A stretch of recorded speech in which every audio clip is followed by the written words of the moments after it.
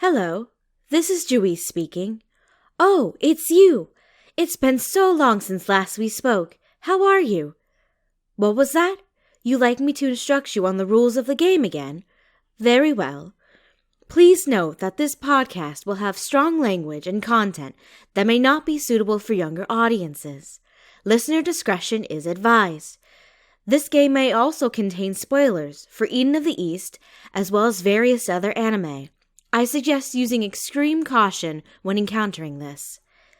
Lastly, the opinions expressed are those of the individual Selecao and may not reflect on the entire game as a whole.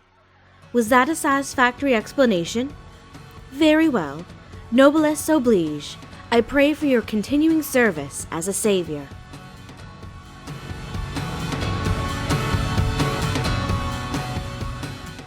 Hello, one and all, and welcome to Dub Talk, the podcast where we become the saviors of anime and try not to wipe our memories one too many times. My name is Stephanie, and I'm joined today by Jet, Amon, and Andrew.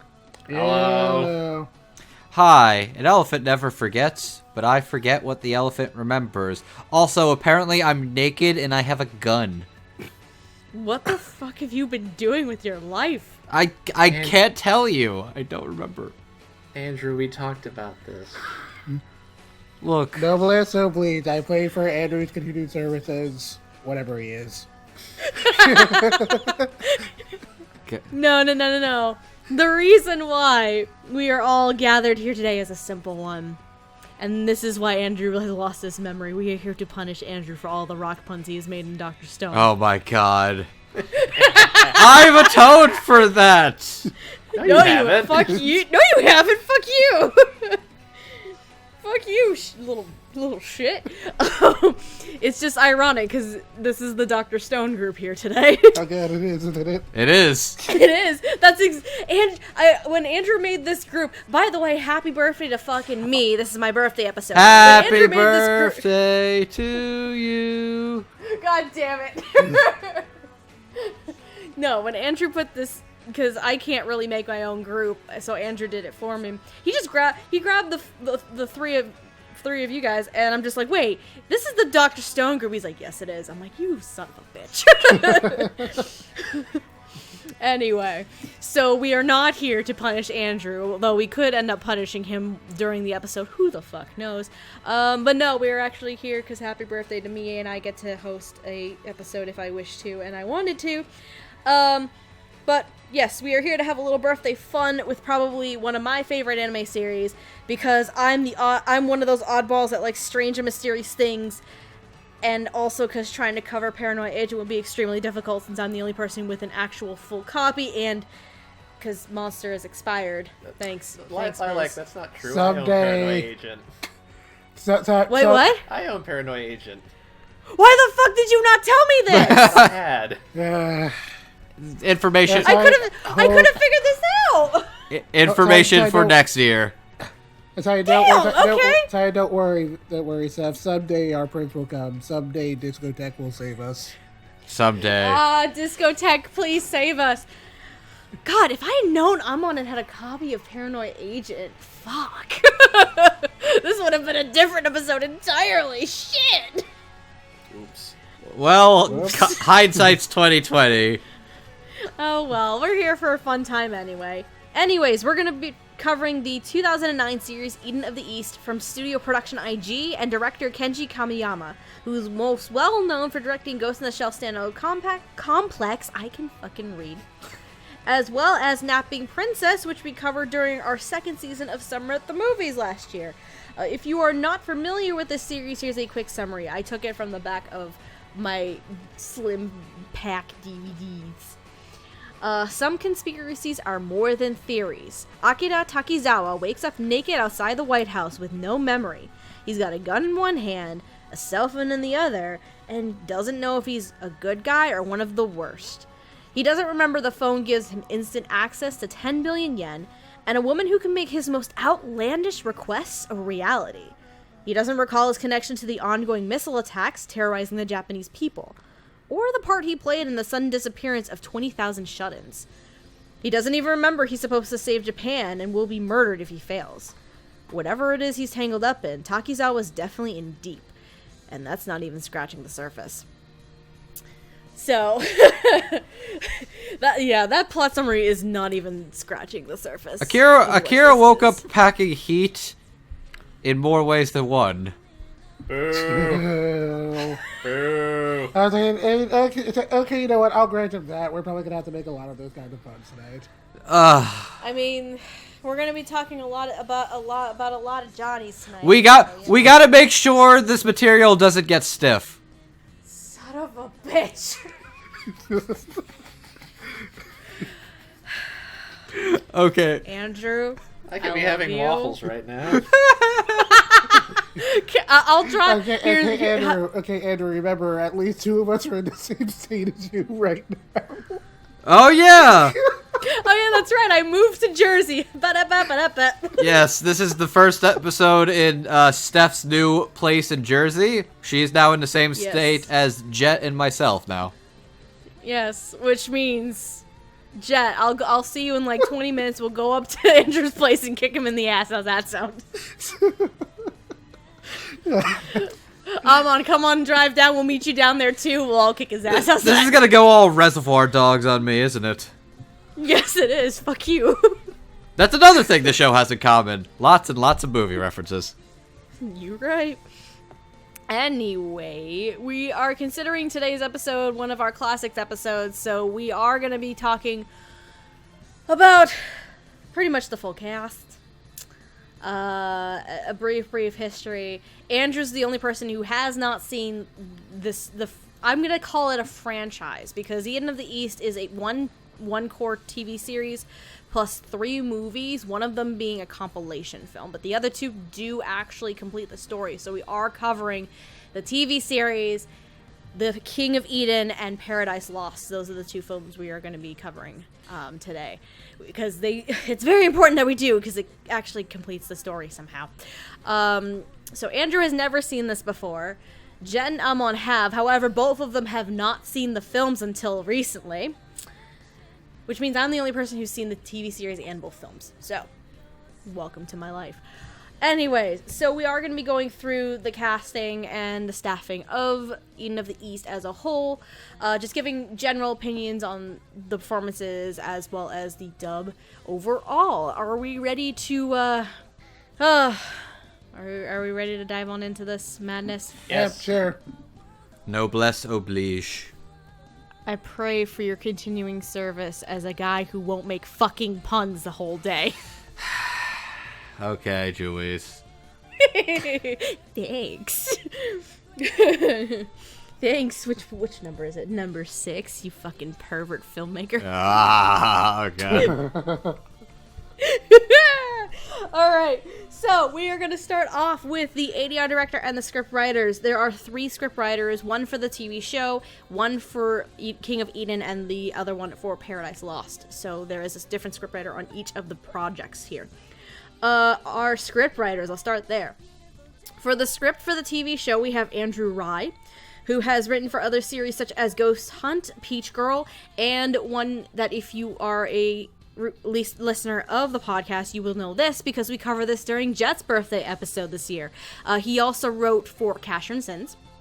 For The King of Eden, the person who wrote the script for that is Miss Bonnie Clunkenbeard, who has written for other series such as Alice and Zeroku, Hiyoka, and Soul Eater. And as for the writer behind Paradise Lost, we have John Bergmeyer. This one took a minute because I was trying to find script credits, not head writer credits, because he has a goddamn ton. For script writing credits, John has written for shows such as Beck Mongolian Chop Squad, Solitude Ray, and the Evangelion Rebuild films, specifically 1.0 and 2.0.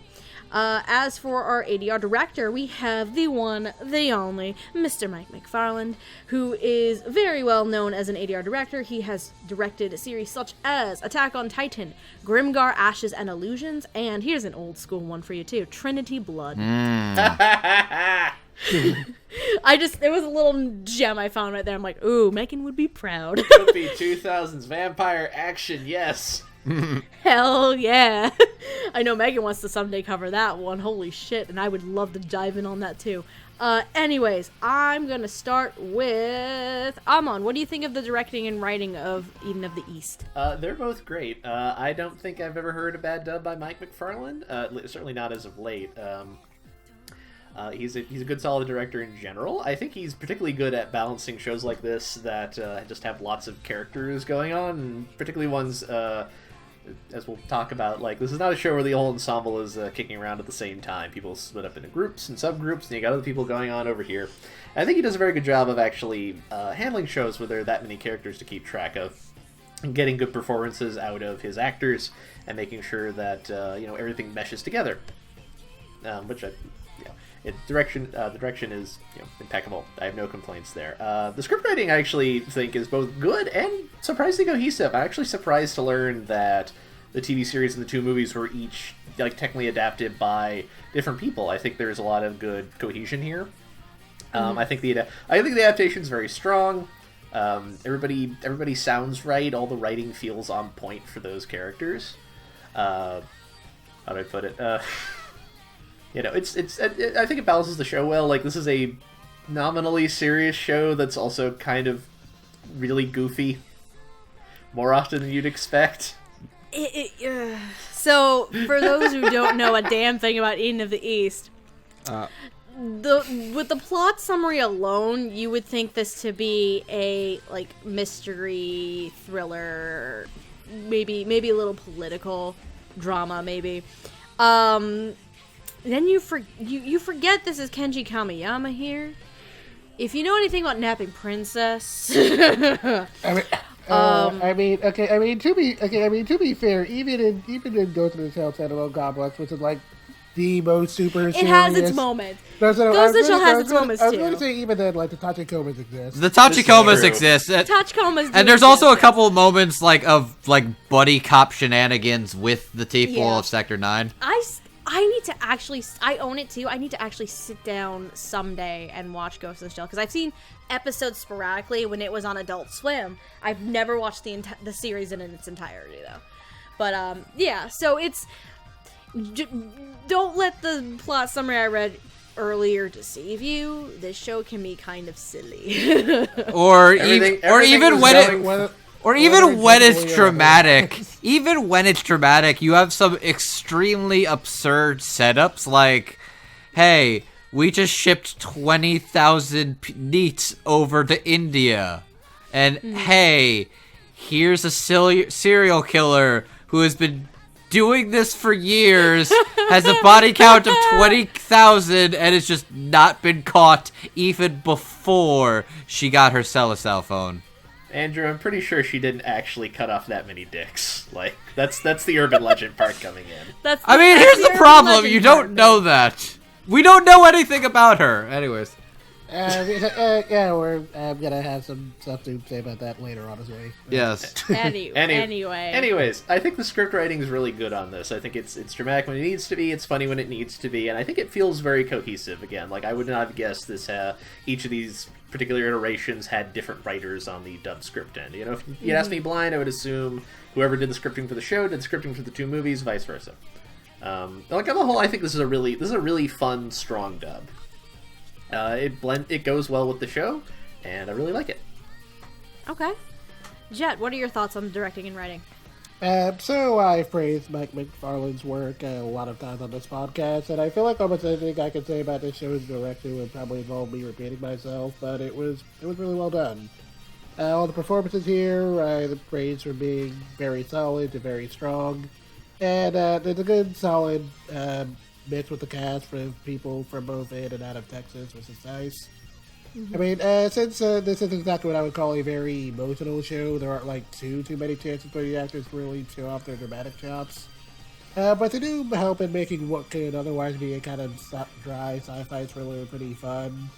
And again, there are there are definitely a few stretches of comedy here and there, so I really enjoyed listening to them. Script-wise, I thought all three of the script writers did a very good job. Like Kawai was saying, I actually didn't know till Steph listed it off that it was three different people who wrote it. So, and you really wouldn't be able to tell otherwise because it was very cohesive. So, I'm definitely glad they managed to keep that consistent. And I felt that the dub itself kind of, just in general, kept to the Japanese script pretty faithfully without ever feeling like too direct of a translation. And you can definitely feel that the writers are having some fun with the dialogue every now and then. Especially with all the Johnny euphemisms that keep popping up. Oh God! Yeah, I have a story about the Johnny thing later. Yeah, I told everyone else this, but I feel like I'm probably gonna have more to say about the show itself than the actual dub. But but even though this again isn't exactly a show I would call very dramatic, I thought that Mike McFarlane and all the scriptwriters did a good job on this. And given that this show was pretty popular when it came out, it's kind of nice that they really put any extra effort with this dub. All right, Andrew.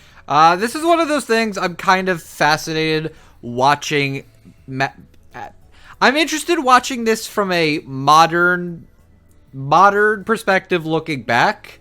Because, I felt like this dub and this show was a lot more recent than I gave it credit for. Because looking as far as the casting goes, this is a lot more, way before the simuldub broadcast era than I gave it credit for.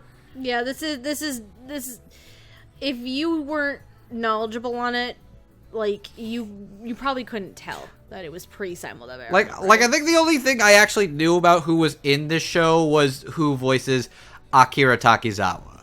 I thought I knew who Saki was until Steph was like, wait, no, it's this person instead. And then realizing, oh, there's a couple of people from California. Oh, there's a couple of regulars from Houston. Oh, that guy is like a superstar now, and he's never in things in Funimation related anymore. Thanks, Troy Baker, for your services. Oh, right, yeah, we're not covering him. We won't get to talk about him, but Troy Baker was a minor role in this show. Yes, he was. He got the bread. Yes, Troy Baker definitely got the bread. And he baked it, too. He put that bun in the oven. Ah, that's what I was trying to go at. Thank you, sweetie. Okay. You're welcome, babe. Anyways, so it's very interesting seeing in regards to the casting of this one. It's kind of interesting. I feel everybody does a pretty good job at being the characters they get to be, because not everybody really has as much to do in the show as others, but the ones that do leave a lasting impression are pretty enjoyable, and they have to deal with a lot of exposition and not make it sound too boring and logical, and for the most part they tried their best. I think it was just interesting that, as you said, a lot of cohesion between the different writers, and it never felt too jarring. It felt like it was loyal, and it felt like it got the material right, but it also allowed itself to have a little bit of fun and have some fun character banter and dialogue. And also managed to do a lot with saying the word neat.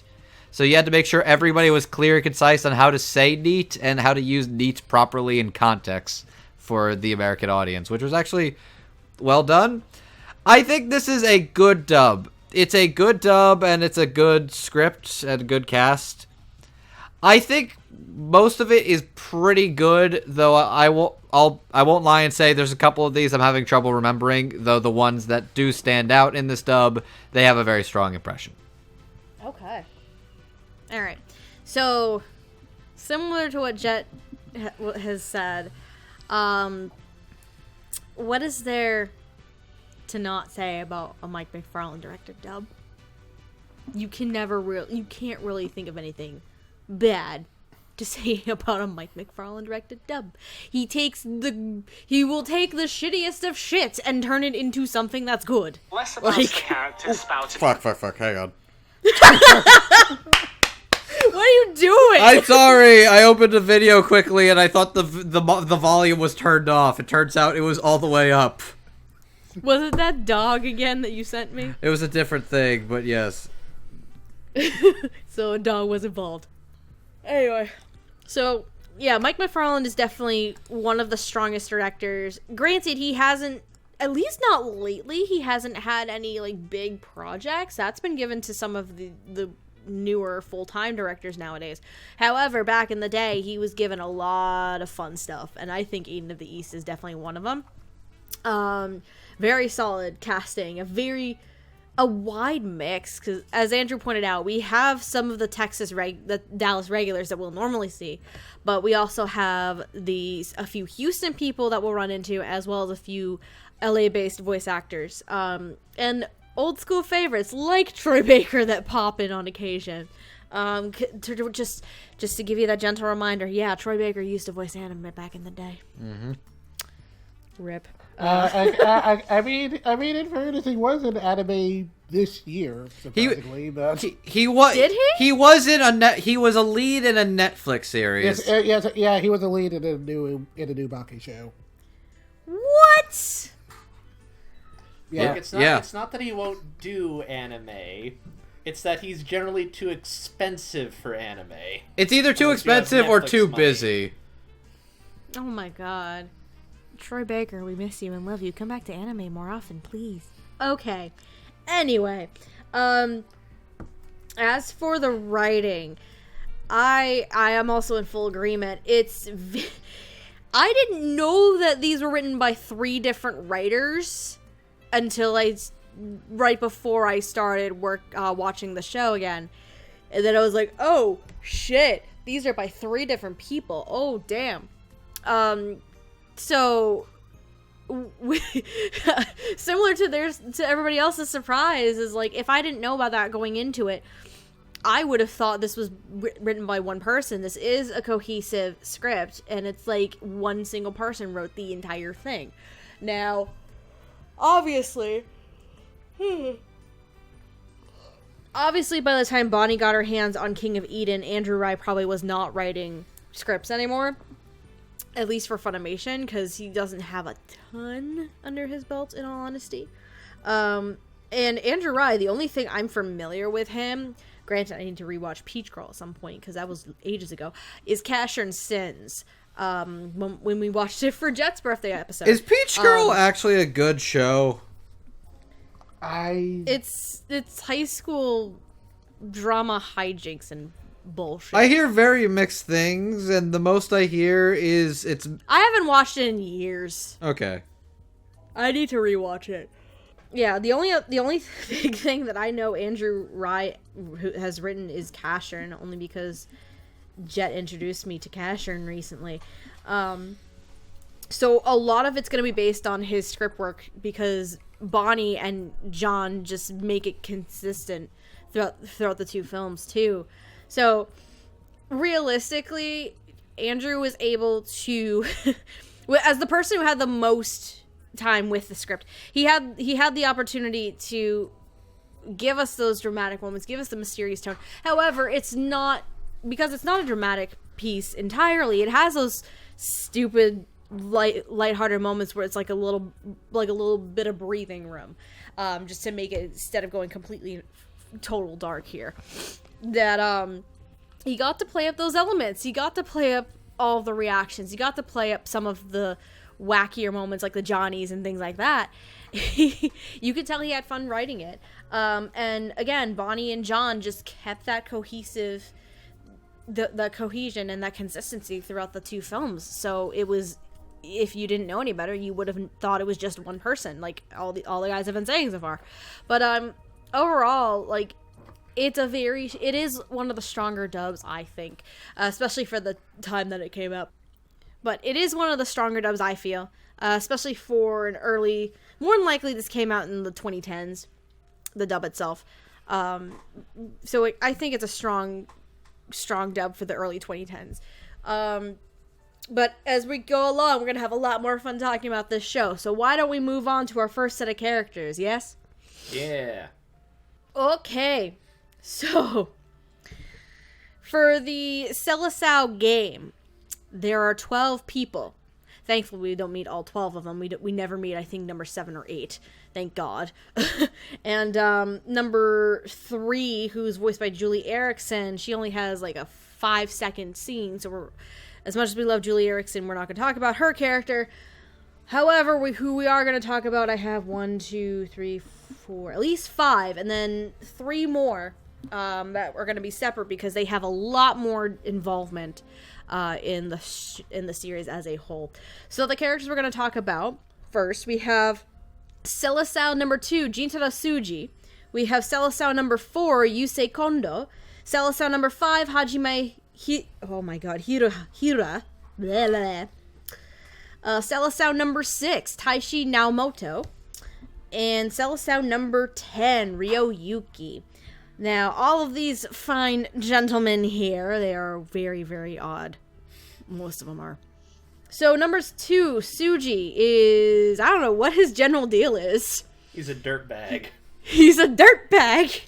He first appears at the end of the series, but then he takes advantage of the Air King thing, makes it a brand, and tries to start some shit in the movie. He seems like he seems like a graphic design promoter guy.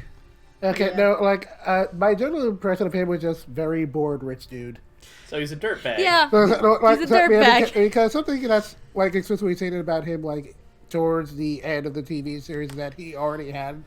Was that he was already rich to begin with, so he didn't even. Really you're right. I forgot. So yeah, just like really bored rich guy. Yeah. Number 4, Kondo. He's a inspector, police officer. We only see him in the first couple of episodes of the series. He is a Selecao just trying to get out of the game and everything like that. Motherfucker ends up dead because he's a dummy. Then we have number 5. Oh my god, Hajime. I'm not trying the last name ever again. You got this. He's actually a doctor. I really like his little character bit, even though it was one episode, where what he does with the 10 billion that he was given is essentially create this medical utopia of sorts, for the old and for their families to take care of them and everything like that. He does not win the game, unfortunately. Presumably by the end of episode 5, ironic. Presumably by the end of episode 5, he has lost the game, and the supporter, who is an assistant to Mr. Outside, who has created the game, murders him. In truth, he's alive, though. But anyway, number 6, Naomoto. He's exclusive only to the King of Eden film and for a split second at the end of Paradise Lost. He is a perverted filmmaker. That's really all you need to know about this guy. That's his character, right there. His deal is that he wants to see some... Oh, God. Action? He's David Cage. He's a David Cage. He's like, oh, it's not true art if they're not naked in a shower. Yep. Accurate. And as for number 10, Yuki. So, this kid, oh boy. He is the one behind the Careless Monday attacks, trying to bomb 6 different cities. I think it's worth noting that while he is behind it, he was kind of egged on by number 1, or at least that's what the implication is. You are also correct. That is also the implication. When we talk about number 1, we'll get more into that a bit more. And then he tries to launch 60 more fucking tomahawks at the end of the show. And then he fails, and then he kind of turns into a broken piece of garbage for the rest of the series. And we don't know if he's dead or alive after number 1 and kind of fucking ran him over with his car. Like that seems ambiguous, but my assumption was that both died, or at least that's what I hope happened. I hope he died. He looks like he was in very good shape at the time. I don't think he survived that. You could say the same thing about Panties, though, and he fucking lived. Yeah, Panties, that's true. A lot of natural protection from being so. That's a beat. I shouldn't say that. Look, Panties is a beast. Panties is a fucking beast, and we love him. Anyway, the individuals voicing these characters as Selecao number 2, Suji. We have Todd Haberkorn, who's been in series such as Agretzko, Bungo Stray Dogs, and Holic. As Selecao number 4, Kondo, we have Christopher Sablett. Sablett. Ugh. I can't talk. Who's been in series such as My Hero Academia, Full Metal Alchemist, and for a fun one, Panty and Stocking with Garter Belt. Number 5, the Doc here. Kent Williams, who has been in series such as Darker Than Black, Fruits Basket, and Token Rambu Hanamaru. As number 6, Naomoto, we have Josh Greeley, who has been in series such as Princess Jellyfish, Drifters, and Attack on Titan. And as Selecao number 10, Yuki, we have Jerry Jewell, who has been in series such as Baccano, Disastrous Life of Psyche K, and Hitelia. I'm going to start with Andrew on this. What do you think of these performances? Some of these should be very easy to knock out, though. Okay, so let's start with Jintaro Tsuji. Todd is good job at sounding like a bored, rich asshole who actually gets a little bit more personality going into him into the movies. In the anime series, he's just kind of there, but in the movies, he gets a chance to actually promote the brand and be a little more, play a bigger part in the international sphere of the game until he gets narked on by every single tax collector in Japan, I guess. Yeah, that's a thing that just Thanks, number happened. one. There's just an army of tax collectors just out to attack him and get his shit. And I guess that's just the end of what we see to him. Cool. Yeah, pretty much. Cool.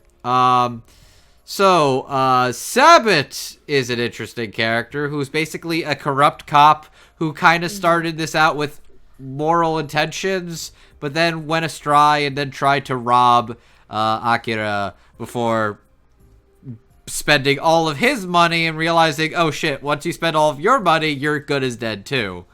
I think he's the only one to actually die. Realistically, he's the only one that actually dies. For this, okay, he's the only one who is confirmed to die. Again, we don't know what happened to 10 and 1. That is true. We also never saw 7 or 8, so who knows what could have the story been there. Fair enough. But yeah, confirmed dead, yes. The only confirmed body count. But I was interested in that because it seemed like, okay, we're going to be working on some crazy, oh god, what am I thinking of? Final Destination rules where it's just like, even if, like, they find some sort of way to, like, make a death happen. Like, I was expecting a lot more of those in the series, but it's like, okay, most of these got out okay for for a series that's like, oh, if you spend all your money, you're gonna die. And only one of them is seen to die because of the money going to zero. It's like, okay. Like, well, we actually... Here's the thing with that. You can't necessarily say that it was because of the Selecao system that he ended up dead. Remember, so Kondo had another woman he was having an affair, right? And he sent a message to his lover that he has enough money and he was going to send him a plane ticket. Remember that meeting place? His wife accidentally got the message instead. There is a shot, random shot, and it's actually, I think it's hidden pretty well, where they imply that it's the supporter who might have told the wife. But what if it was just something as simple as him sending a text to the wrong person? Yeah, honestly, the implication is that probably is what happened. I guess, but it's still like, either way. Either way, Sabbat does a good job being a dirtbag detective, and that's fun. Kent Williams as the benevolent doctor man. The good doctor. The good doctor. The Good Doctor is a different show on ABC, but he... Not Norman Bates. Yes. He's not Norman Bates. He's not Norman Bates. Yes. He's not Norman Bates because he doesn't want to fuck his mother. Anyways, God damn it. Kent Williams does a good job as the Good Doctor, who is not Norman Bates, who is not wanting to fuck his mother. God damn it. He's a good job. He's a good, benevolent dude who also kind of manages to stage a recreation of his own getting the phone very realistically to Akira. And it's presumed that he dies because his bank account goes to zero because he opens up a whole hospital system. But then it's like, no, he's not dead. All of his memories were just erased. It's like, okay. Yep. Which is why that implication of what happened to Kondo is like null and void. Because we find out that the doctor has actually only just lost his memories and like partway through the first film, actually. Okay. So. Okay, and now we got Josh Greeley and Jerry Jewell. In the long run, what the fuck was the point of these characters? Jerry for plot reasons, Josh because why the fuck not? Even for plot reasons, it's like Rio seemed like he got like really hurt and went off the grid and then wanted revenge, and the movie spends no time on him. It spends no time on his revenge plot, or, like, his end game is, I'm going to find the guy and gun him. They could have just ended Ryoyuki's story at the end of the series, but they won't. Like this is gonna come up a lot, but I feel like Kenji Kamiyama just had like way too many ideas and like I feel executing them all. I feel Yuki was very much one of those. Okay, I have nothing to do with this guy. Oh fuck. He tries to gun him, and then they run into each other and gun each other and dead. Cool. Gunned each other and dead. What was their relationship? Why was he so hurt by this? Why did he go off the grid? What did he do off the grid? What was his plan other than I'm gonna gun? Going, gun. Jesus Christ. This is all I have to talk about because Jerry does good job at being angry, edgy boy. Cool, but his character really does not do much. I don't get what their deal is. Josh Greel is a ton of fun as a character who literally has no fucking purpose in the series. Except for one really, really, really bad joke. God. Which remind me of the joke. The joke is that it is implied he gets prison raped by two big black guys, which is You right. Which is like, oh god.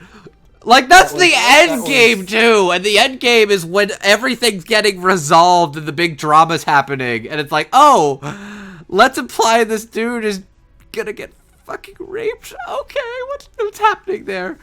But even then, Josh is a strange filmmaker boy who really wants to see the main two naked and literally explodes a fucking, heater because he doesn't get his way, and I like hearing Josh really say the fuck word. You did it again. That time I did it on purpose. Ah, Jesus. But yes, he did on accident earlier because he wanted to say the F word instead. He said the fuck word instead. But all right. It's let Josh Greeley say fuck. Are you good? Yes, I'm good. I'm done. Okay, continue. You're about to ramble. I'm gonna stop you before you even start. Amon, what do you think of these characters? I think the set on the whole is pretty good. Like they're all well done. Tsuji, as I mentioned, he's a dirtbag. Like, look at him. If he'd vape, come on. 100%. If Tsuji was a character in modern day, he'd totally fucking vape. Absolutely. And Todd's good at putting a lot of slime in his voice, so I think he captures that aspect of the character really well. Samet's really good. Like, he plays big gruff burly dude. A shitty corrupt big buff burly dude, which I feel like is usually not Samet's usual wheelhouse. But I think he does a really good job of here. He is good as that character for the 2 episodes he's in before his wife knifes him in an alley.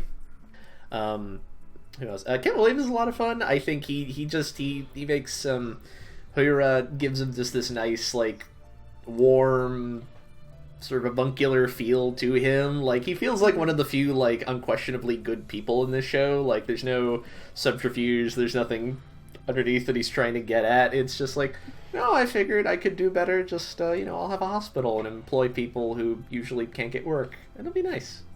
Yep. He's a sweetheart. Who is it? Josh is amusing while he's on screen.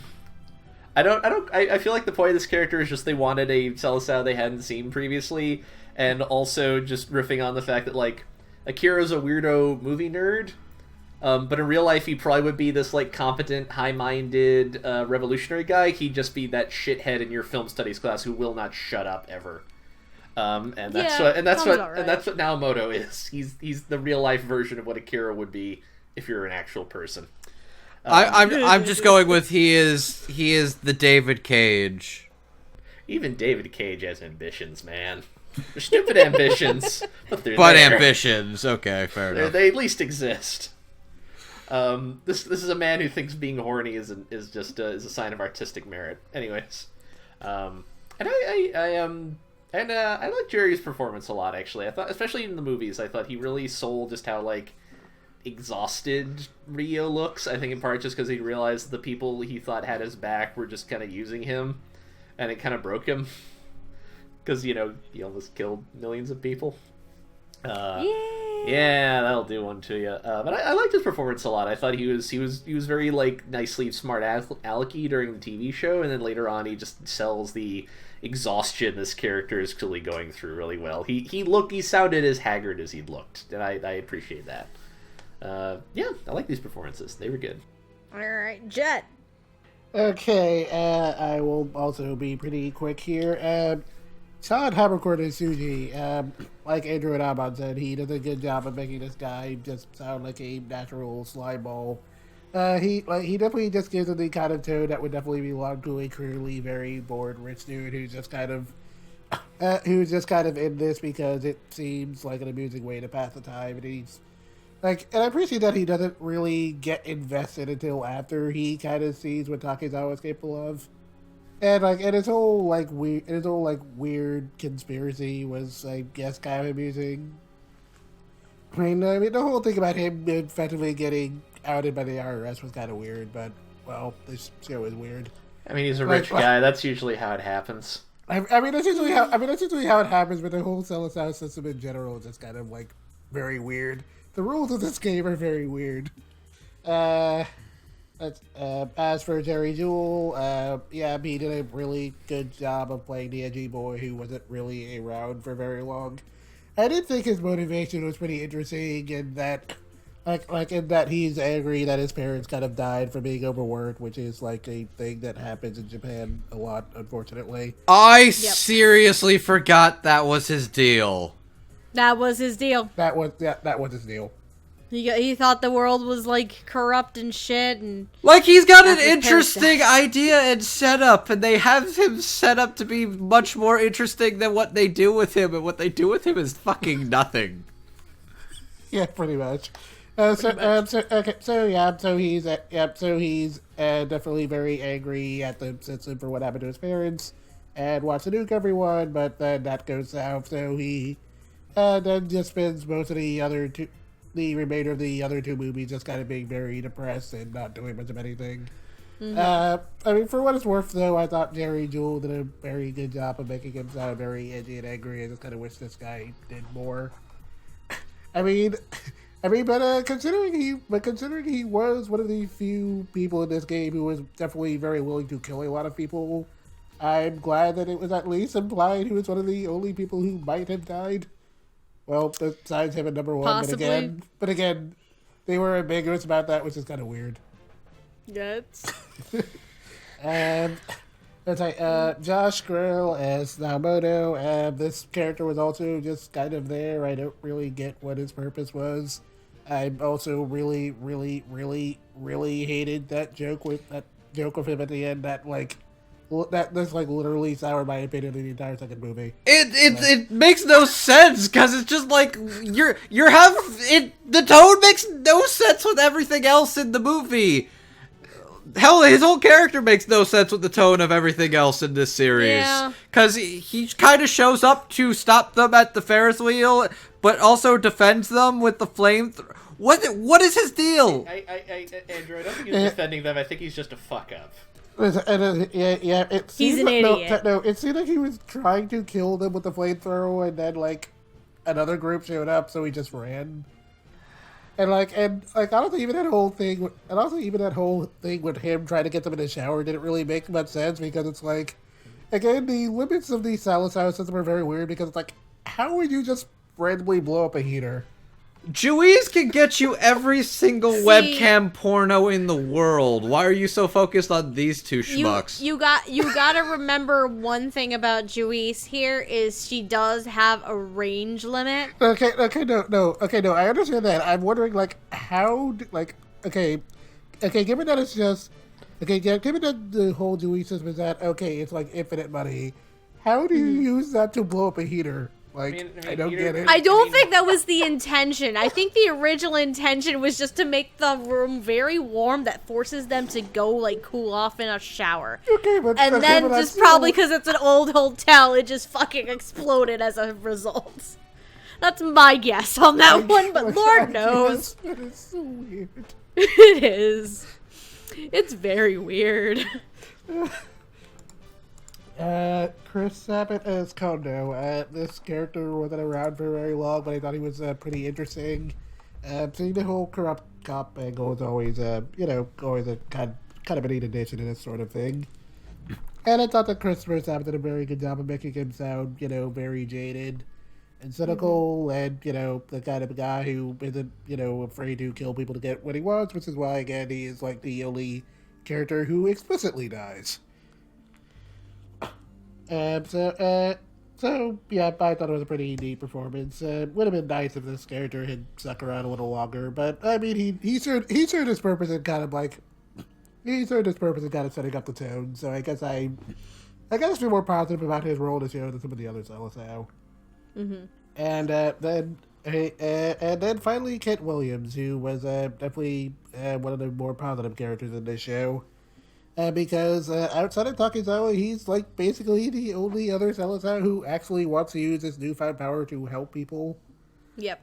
While he isn't in the show for very long, Kent Williams, he does a good job of playing up the character's initial suspicion of Takizawa when he runs into him. And I kind of liked how, generally warm his personality is afterwards. And I liked Kent's delivery during his whole, talk with Takizawa, where he's just kind of talking about how grateful he is to Mr. Outside for, granting him the resources to help all his patients. And it just really helped to give the impression that this was the kind of guy whose life work was helping people. And by all accounts, he was probably one of the more sensible participants in this game, which makes it all the more depressing that he gets taken out so early. I mean, I guess on the bright side, he doesn't actually die, even if it makes the whole rules of the Selecao game feel even more like total nonsense. Yeah. I mean, but in a series I think it's generally more about political statements and characters, it was nice having at least one guy outside the main group who was easy to empathize with, so thanks. And I'm done. Okay. I'm going to make this quick because y'all pretty much covered a good amount of my thoughts on these guys already. I'm just going to go down the line here. Number 2, Suji, Todd Haberkorn. Slimy little shit. A dirtbag, as Amon so lovingly calls him. It's very, very much like a bored rich guy, like asshole kind of thing, and it's a fun performance. A lot more fun than some of the hyperactive, like peppy roles that Todd will usually play. Number 4, Kondo, Christopher Sabat. Interesting corrupt cop, who, number 4 and number 5, I feel like the biggest parts as to, number 4 and number 5, I feel like the biggest reasons why those two are even characters in the first place is a lot of, exposition reasons, honestly. Because number 4 really is the one who initially kind of starts explaining, like, the more bits here and there about the Selecaos and everything like that. And, number 5, explains, like, basically, like, summing it all up and how the 12 of them got their phones in the first place and all this stuff. But Christopher Sabat is just, like, kind of like a tired cop, tired of this horse shit, wants to just get out. He's done with this system. He's done with this corrupt ways. He just wants to leave. Kent Williams as the good doctor. That's not Norman Bates. That's not wants to fucking his mom. That's gonna be a thing now, unfortunately. I'm sorry. Yeah, he's the only one with a moral high ground aside from Takizawa, basically. Like, probably even a stronger, higher morals than Takizawa himself. And he's just a kind, gentle person. He wants to do right by his patients and just create this system that's going to be very beneficial. And even though he's very much a gracious loser, because he doesn't mind that he lost so long as what he wanted to do and set out to do is accomplished. That's all he cares about. And that just shows this character has such high moral ground, and he's just very kind. Number 6, Josh Greeley Naomoto. Why the fuck is this a character? I'm gonna be asking that too. He's more or less the antagonist of the first movie, more or less. Is he though? Is like I don't even feel like the first movie even has an antagonist. It's just like here's a bunch of plot stuff. That's the only thing you could. That's the only person you could possibly call an antagonist, but very loosely. Guys, that was my food. I'll be right back. Okay. Okay. Like, calling him an antagonist feels like it's giving him a lot. Loosely. It's loosely he's an antagonist, because he's the only one, like, causing shit and problems. He's like the level of antagonist that is like a truck that's speeding too fast in the middle of a road is a much more effective antagonist than this character. Still, like, it's the closest thing to an antagonist you have for that first movie. You can't really call Mononobe an antagonist that much for the movie. I mean, kind of. He blows up a bunch of buses and takes people out of the game, I guess. First of all, those are tanker trucks, not buses, you idiot. I mean, Would you think there were school children on those buses? Beep, beep. Sure. I love you, but god damn it, Andrew. Anyway. But, yeah, now Moto doesn't really have much of a point. Yeah, there's not much reason why he should be there. He's really the only real oddball one. And then, number 10, Yuki Jerry Jewel. I liked what they did with him during the TV show. I'm not a fan with what happened after the fact. Because you don't know or you don't really get why this character still has to be a thing. Like, his story arc could have just ended at the end of the show, and then you could have been fine, honestly. But you decided to bring him back, and it's just like, why? But they try to attempt to give him an arc, and then the arc is capped. Whatever. His arc is capped early on. Pretty much. But, yeah, you could have... Honestly, the show could have finished his storyline at the end of the series, and then they could have been done with it. But for what it's worth, Jerry is just the little edgelord that he is. It's really what it comes down to and what Yuki's character is. He's a fucking edgelord. And it's great, even though his motivations are stupid as fuck. But yeah, I think that's all of those characters in a nutshell. I think we're ready to move on. Yes? Yesh. We're gonna move on to more Selecaos, but these ones have very much more important roles in this process here, in this game. We have 4. The first, we're gonna be talking about the wonderful concierge, Miss Juiz. We have Selecao number 1, Daiju Mononobe. Selecao number 11, Diana Kuroha Shiratori. And Selecao number 12, Saizo Otto. Now, Juiz, self-explanatory. She is the concierge for the Selecaos. She takes their requests and can help do whatever the fuck they want, basically, within reason. I say within reason because she doesn't do some of fucking Josh's requests. You say within reason, but she still somehow manages to have them launch missiles at their own country. I mean, right. So let's establish what's within reason for Juiz. You can launch missiles. You can launch nuclear missiles, but you cannot command people to do boob. Look, I feel like we're ignoring the part that just Juiz has the greatest superpower in the world, which is that she has more money than God. And when you have more money than God, you can basically get away with anything you want. Pretty much. Number 1, Mononobe. He used to be a civil servant. He left to work in the private sector, has a lot of connections. He eventually, his eventual goal was to try and take over the position of Mr. Outside. Which he attempts to do at the end of the TV series and just fails spectacularly. We'll get to the reason why in a second. We have Kuroha, number 11. She is I believe, a CEO for a foreign modeling agency. However, she has a bit of a dark side to her because she is also the urban legend known as the Johnny Hunter. She could get a little bit snippy at times. I swear to God. I want you to know that would hurt me to make because... Then why did you make it? Oh my God! No. Okay, so we watched the first half of the show last weekend. Andrew was with me. We got to that. He's just, like, the second she used the cigar cutter to, like, cut the cigar as an example, he literally, like, cringed and he felt that. He's like, oh my God. I just started laughing my ass off. It was great. But yes, she is the urban legend known as the Johnny Hunter.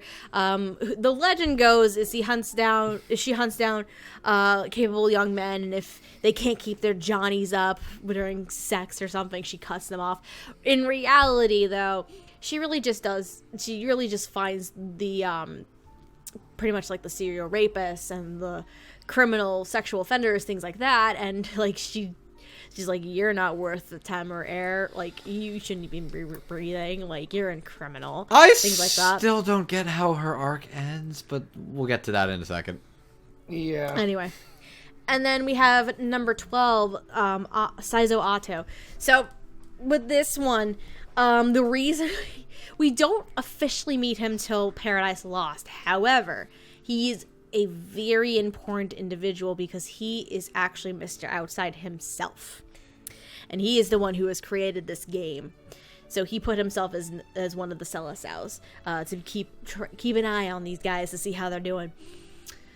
So the individuals voicing these characters, starting with Saizo Ato, I'll start with him. We have Grant James, who has been in series such as Baki the Grapper, the film Howl, and One Piece, as if you are familiar with East Blue, and the introduction to Sanji, he is Chef Zeph. For number 11, Kuroha, we have Christine Otten, who has been in series such as Razafon, Princess Tutu, and Full Metal Alchemist. As Mononobe number 1, we have John Dramillion, who has been in series such as Doreiku, the animation, Log Horizon, and Trinity Blood. And as our wonderful concierge, Juiz, we have Miss Stephanie Young, who has been in series such as Blood Blockade Battlefront, Soul Eater, and another series where she has to play the somewhat automated robotic kind of voice, Psychopaths. Oh, good. Oh, yeah! She is the voice of Sybil. She's the voice of Sybil. She's the Dominator. She's the Dominator. Well, that's funny. In this show, she's much more of a submissive. I hate you. So, Steph, I'll meet you in 20 minutes. Okay, cool. I'll be on my way. Just make sure you text me your directions to your house. I'll come pick you up. Andrew, you better be out of that house by the time Jen and I come knocking. Because I'm going to have to explain to your parents why the fuck we're there. Okay. Start running, babe. Anyway. Jet, I'm going to start with you on this one. What do you think of these performances? Okay, so I guess I'll start with Kuroha. So Chrissy Otten is an actress I've enjoyed ever since the old days of the FMAO 3 dub with her as Azumi Curtis. And while she's in stuff as frequently as I wish she was, whenever she does get to pop up in things, it's always a pleasant surprise, and I liked her in this show. I mean, since I do kind of mostly associate her with characters like Azumi or Esdeath from Agame Ga Kill, I'm kind of used to her sounding, very powerful and authoritative, so seeing her do a sultrier character was pretty interesting. And I thought she did a great job of making Kuroha sound alluring enough that you could be pretty easily convinced she knows how to, lure her target into her clutches. And once she does have them in her clutches, we see more of what I kind of typically associate from Christine's voice, where she sounds very dominating whenever she's busy chopping some sausage. Snip, snip. Snip, snip. I also thought her whole dynamic with Takizawa was kind of interesting because it seems somewhere over the course of their whole conversation in that hotel room where he thinks he has to go save Osagi. She seemingly seems to have fallen for him, I guess, and while she isn't, totally passive after that, she kind of switches from being antagonistic to, I guess, kind of being Takizawa's guardian angel in a sense, which feels like a weird thing to say about a serial killer, but, yeah, that's the thing that happens, I guess, and I appreciate that Christine's tone kind of softens up a bit after that, but never really breaks character. Still, if I had to complain about anything here, it's that Kamiyama just clearly didn't know what to do with her after a while. Again, I know he's generally more interested in getting his ideas across and, like, writing characters. But we never get any real inkling of why she's a serial killer and why someone like her would even be in this game to begin with. And she's kind of written out of the plot before it can really address any of that. I mean, like, I guess there is a bit of an appeal in kind of keeping things ambiguous.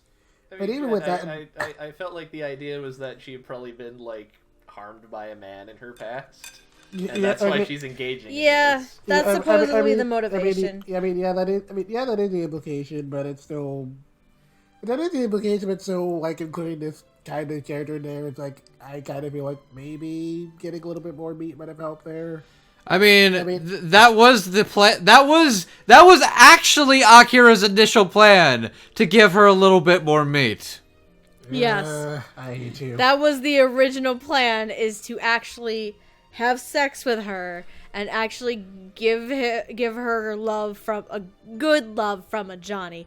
That's what the story, but that doesn't happen. That felt like that was going to go very terribly because Saki was right there. That whole thing was kind of weird. Like, it's one of my general stance after going through this whole thing is that this show probably would have been better if it were like maybe 4 or 5 Selecao instead of 12. But it is what it is, I guess. Also, why was he bleeding? I actually forgot. Why was he bleeding? Cause fucking motorcycle accident. Oh, okay. The motorcycle accident. That, you know what? Fair. That would do it. I was just like, wait, what happened to... Okay, that would make sense. Great James is Saizo Ato. He's not in the show very long, but I guess he does do a good job of making this guy sound like a 100-year-old man. So, that's good. Like, I also have more to say about, like, the whole game itself than the character, because he isn't really in the show very long, and he just... I don't say he sounds like a pleasant old man, but he just kind of sounds like a guy who's kind of been around the block more than once. And while he doesn't seem like the kind of person who would, orchestrate a whole giant death game, he does give the kind of person that he is, like, very cynical of young people, I guess, which is why he's so endeared to Takezawa, and it turns out he's, like, very different from the typical young person. And I thought their whole, like, initial interaction was kind of nice.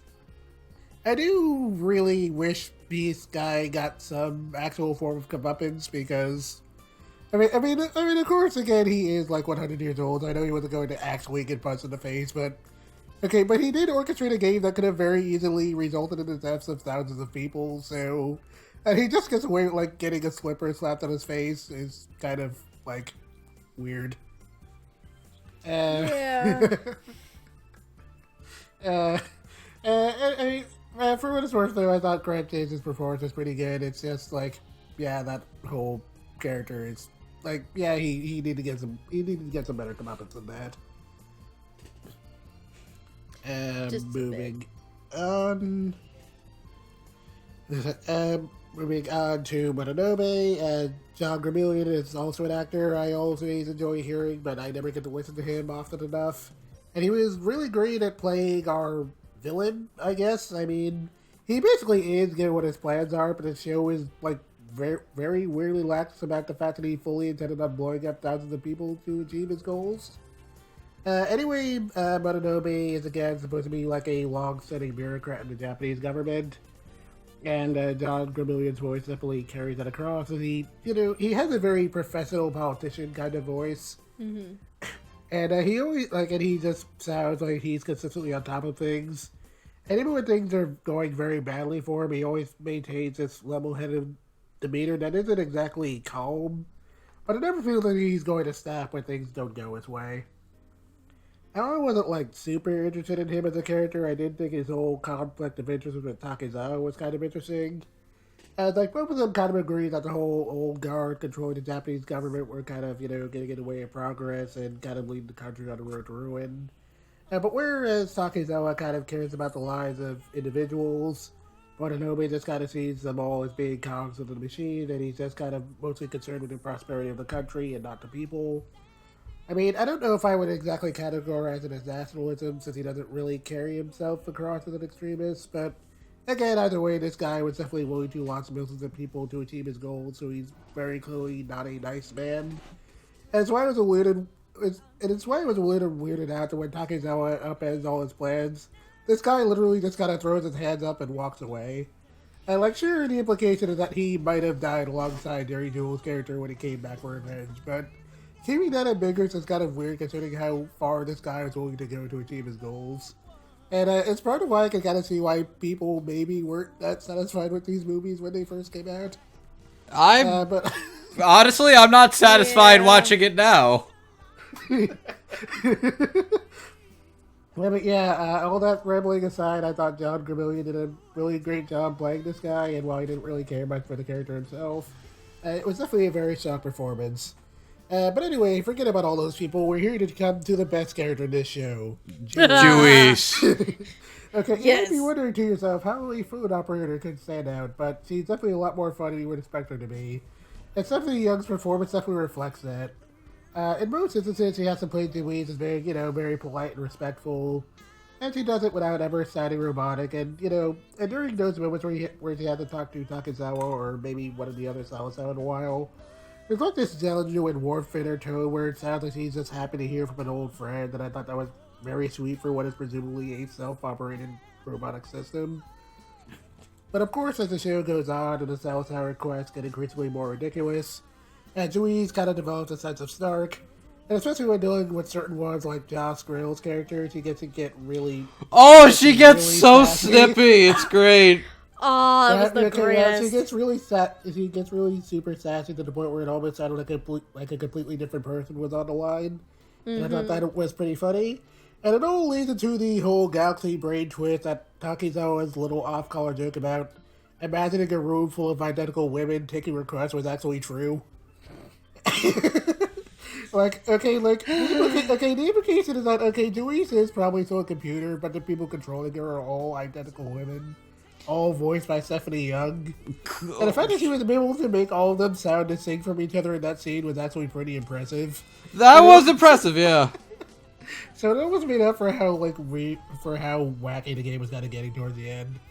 Anyway, Juiz definitely provided some pretty nice moments of levity in what was an otherwise kind of, well, again, not a dry show, but, something that would very clearly have to make a statement. And Stephanie Young really killed it here, and it was definitely very easy to see why they eventually casted her as a voice of the Dominators and Psychopaths. Because she's very weirdly good at phone operator voice. So, yeah, she was fun. All right, Amon, what are your thoughts on these characters? These are also a fun bunch of roles. I don't think I'm familiar with Christine Otten.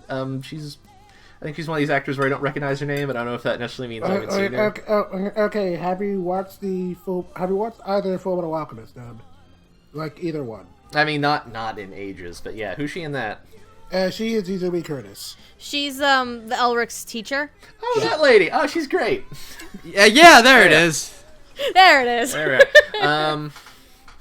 Let me see. I liked her in this. I thought she... I don't disagree that, like, that character... I feel like... My understanding is the show was originally supposed to be a season and then another season, and then at some point while planning for season 2, they decided they could do a pair of movies instead. And I feel like perhaps the side effect of that is that some of the less central characters maybe got, like, a little short-shifted just because it became much more about what do they contribute to the plot and not so much their, like... personality, whatever arc they have. So I think maybe Koro got a little short-shifted that way. I do think Christine did really well with this character, though. I think she captured kind of the... I mean, I like the fact that she seems like she's really sinister the whole time, and she's this powerful mogul, and she's kind of a shitty boss. And it's like, oh no, I just murder creeps. Like, this isn't your pal. Why would I bother him? It's like, your pal seems like a nice guy. This one's a dick. Which we spent that whole arc basically being like, oh, this is God, what's it? Osaki. This is Osaki, and then it's like, oh, he just went back to his place drunk. Okay, all of this could have been avoided. And he didn't think to call. He didn't think to try and call. No, I think they said they did try to call him, but he just didn't have his phone on. Yeah. No, I meant Osigi calling them. Yeah, but why would from he like a payphone? Why would he call them? He doesn't know they think he's been kidnapped. And his coworkers He could have dragged him out just and got called him to real say plastered. hi. Who have you called to say hi in your entire life? I have friends that I call to say hi. Okay, that's fair. Don't insult me. Oh. Don't be mean to her. Do not bully on birthday. Fine. Do not pun on birthday is the other rule now. Okay, now you're asking too much. Not even for my birthday? Goddamn. Alright, never mind. Anyways, whatever. Back on track. I liked her performance. I thought she was good at seeming sinister but nicer, like, you know, more collected later on. I thought she turned in a really nice performance. I liked her a lot. Drongamillion just plays what a cold-hearted bastard. Yep. just super utilitarian, does not like it's about the results. He was just great. Like he owned that character so well. He is so like kind of like just casually reprehensible. Like you can't even like get in a fury about his behavior because he's so low key about it. You okay there? Oh no, I'm just kind of laughing. Okay. And I think John just really sells it on it. Like he felt very like, you know, the bad guy you love to hate kind of a thing. I think helped by the fact that especially in like the last movie he kind of low key feels like he's the real main antagonist through a lot of this. And I think especially in the last movie, like he really ups his game as far as like no, he's the one you actually need to worry about because he actually feels like he can win this. It's actually perhaps interesting that he's like about half these people don't really use their money to play the game anyways. It's just a convenient source of cash. And of the remaining ones outside of Akira, Mononobe is definitely the most ambitious of them, and that's why he's so terrible. Just Yep. awful, terrible man. But John's really good playing him. I like that. I got the same feeling about Grant. I liked him in his position. I liked him while he was there. I thought it was very funny where he, who is it? Like he basically like beats up Harasawa from the front seat of a car and then chucks him out the back seat. Yep. That's one of the good comedy moments the show has. He did a good job of playing kind of like sort of like weird old man who has ideas but is also maybe kind of out of touch, as seen by the fact that his way of dealing with things is this ridiculously complicated game that doesn't make a lot of sense. And again, about half the people playing don't really give a shit about the end goal. They're just kind of doing it for their own thing. I don't know. Maybe he shouldn't have disappeared and become a taxi driver 20 years ago. Maybe that was a bad call. I can't say. I don't know. Who knows? I don't know, man. Maybe Maybe eccentric old men should be running things. Just a guess. He got a free paper once, and then that man decided to basically kidnap 20,000 people and become the king of Japan. He kind of proves his own thesis statement of how the young should really be running things, if you think about it. Yeah, he's kind of his own best example. Yeah. Anyways, hello, serial killer and out of touch people. Here's $10 billion and a magic cell phone. Let's see what you do. Oh God, fun. I fucked up. Have fun. Have fun, kiddies. But but having said that, I agree. The standout of this group is definitely Stephanie Young. She's just great. She's great. She has such good repartee. It's fun listening to her argue with Josh in the movie. It's fun hearing her bounce off Akira for so much of the show. It's great with the actual, I guess, quadruplets? Are they sisters? Yes, yeah. something when like that. that. When the quadruplets just show up and it's like, yep, nope, he was right. It's just a bunch of identical women and they're just hanging out in a fancy pit stop somewhere on a highway in Japan saying like, should we tell grandfather about this? And it's like, I don't know. I like how clearly they think this whole plan is really stupid too, but they've just like, they've agreed to go along with it, I'm assuming because it's like, look, if we don't do this, grandpa's just going to raise a snit.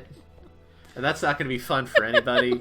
I thought the Juiz in the show was a fucking robot. I was surprised that okay, they're all real like quadruplets. The best part about that whole thing though is like, should we tell grandfather that number 9 took his trailer? I mean, he didn't ask for help for us to take it, so therefore he doesn't have to know because it's not going to be in a log. So no, we don't have to say it. Yeah. Solidarity. Because they all love Takizawa. It is wonderful how hard they are rooting for him to win this dumb game. Yes. It's a little inspiring. It's great. No, Stephanie's just wonderful. I'm so glad she's in this. Yeah, no, she's one of the highlights in here, I think. I adore this performance. It is very, very good. Thumbs up. All right. I'm calling next. Okay. Make Andrew go last because I can fucking do that. She can do that. I'm gonna start with Saizo Otto and Grant James. He's a spunky old grandpa. He doesn't take shit from no one, clearly by kicking Hirasawa out of his cab. Just tossing him out like, look, I may be old, but I can still kick your ass kind of deal. It was great. But even though his appearance is essentially rather brief, it was still fun. Like, he's just this spunky, sarcastic grandpa who just wants to see change in the world. His intentions, he has good intentions, but at the same time, it's like, I don't know about this no more. But I really loved it. It was a fun performance. You guys stayed till the end credits of the second film, yes? Yes, I did. Yep. Good. Because I'm gonna bring this up. So when Takizawa finally meets Mr. Outside, he's like, "Don't you go senile on me now!" Pulls out a fucking slipper. He's like, "Wait, what?" Pulls his hat off. Smack. I was like, oh, that was satisfying. It was like, why'd you fucking make this game? It was great. Anyway, moving on. Konoha, number 11. I really like Christine Oten. I do like her a lot. She is this sultry, seductive tone of voice to her. She's also a boss lady. Like, you don't fuck with her. If you do something stupid, you're done. You're quit. You're fired. She fired Tia Ballard, too. At one point, I was like, oh, well, bye, Tia. Have a good day.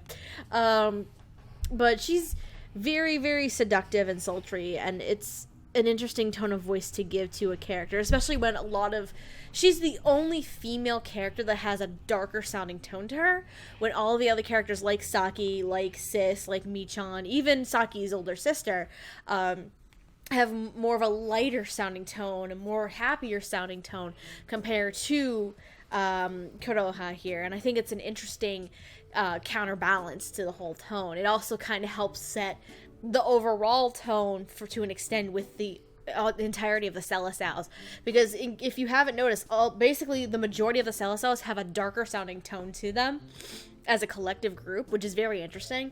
And then you have the Eden of the East crew, who we'll talk about shortly, that is more of the lighthearted, more of the happier tone, that kind of thing. It's an interesting contrast, and sound-wise, and I like that a lot. Then we have Mononobe. Mononobe is an asshole, but I love him. He's a good asshole. Because John Gramillion is just this, he's very cunning, and he's very, he's very cunning, and it's a take no prisoners kind of situation for him, where he's just doing whatever he can to climb up that political ladder in order to see the change in the country that he wants to see and how he wants to do it. And the portrayal is just great. You from the get-go, you can see him as the major antagonist through like the entirety of the series itself. Granted, in the TV show, it is a little bit overshadowed by Jerry Jewell's character a tiny bit, but only a tiny bit. But he does become more of an integral antagonist role in the films, and I think it's just, honestly, it's just well done. It's a strong presence, and a good counterbalance to Takizawa. And of course, we have to talk about Juiz, because Juiz is the best. Juiz is the fucking best. She is... So Stephanie Young is Juiz. While it does have more of an automative tone to that voice, like Jet Naman have said, she does have her moments. where it's just fucking sassy and snarky, and I love the ever-loving shit of it. Like, over time, Juiz, you can start... In the beginning, Juiz definitely is more automative sounding, which is the entire point. However, the more you hear Stephanie as Juiz, the more you get to see her interact with the different Selecao, it's almost like... If you didn't know that the 4 ladies in that scene at the gas station wasn't a thing, you would think that it would be like some AI horse shit where she's starting to like get her own personality kind of deal. Because she's becoming a bit more interactive, has a bit more personality to her, and it's actually very enjoyable, and I like it a lot. But kudos to Stephanie though when she had to play the quadruplets in that scene, because they each have, while they sounded the same, obviously, they each have their own kind of distinct personality, and you can tell which one was which, essentially. And I really do appreciate it. I love that a lot. So Juiz is definitely a standout performance for me, but Mononobe and Kuroha are also a lot of fun as well. Andrew. I'll be quick with most of these. Saizo Atto, Grant James. He's a very good job sounding like a very good old man who's kind of trying to improve the country, but also doesn't really understand how this shit works, and just like, hey, let's bring these people to a fucking death game. Cool. Make them change the country. Cool, I guess. His plan is just... You know what it is? He has the worst, like, taxi cab game show ever. It's the worst game of Cash Cab ever. Yes! It's basically Cash Cab for keeps. Oh my god, Cash Cab for keeps. Oh god. When you put it like that, it makes you view the show differently. He does a good job at this. I don't get his deal of him being so passive at the end, but it is kind of satisfying watching him get smacked a little bit. Christine Otten as Kuroha she's very good, very sultry, very seductive, very powerful, but without saying too much and without exerting herself too much. I don't get her character. I don't get why. I wanted to know more about her. Yes, we probably didn't need to know all the nitty gritty, but we need to know, I think, a little more than we actually got. And then she becomes a passive ally, and also she manages to get Juiz to get, like, an illusionist to make her look like she has a... You were very confused with that. I was very... And I had to explain it to you. Okay, I've seen the show 3 times, and I still don't understand that scene. The only thing I can... like she flew off like an angel. Yes, the only thing I can equate it to is that you explicitly see in her logs is that she paid money to get an illusion. Okay, yeah. I mean, I guess it's like, yeah, I know that, but it's still like, she blew up the window... She blew up the window, and, like, did she drug them both? Like, there's a lot of planning that has to go, into being an artistic fuck. Look, Juiz is just a brilliant bastard, alright? But yes, Christine... Neither of you have any sense of the dramatic. It's really sad. It's less that it's a sense of the dramatic and more of, like... It's like Mr. Satan in Dragon Ball Z being like, oh, this is all cheap trips, pyromantics, lighting tricks, you got smoke bombs. It's like all that except less believable somehow. I don't know. I don't get this character. Also, she makes me cringe, but either way, Christine Auden makes her sound very hot. This reminds me, I watched the show at my grad school's anime club, which the graduate portion was co-ed, but the undergrad was all women's, and it was an undergrad club.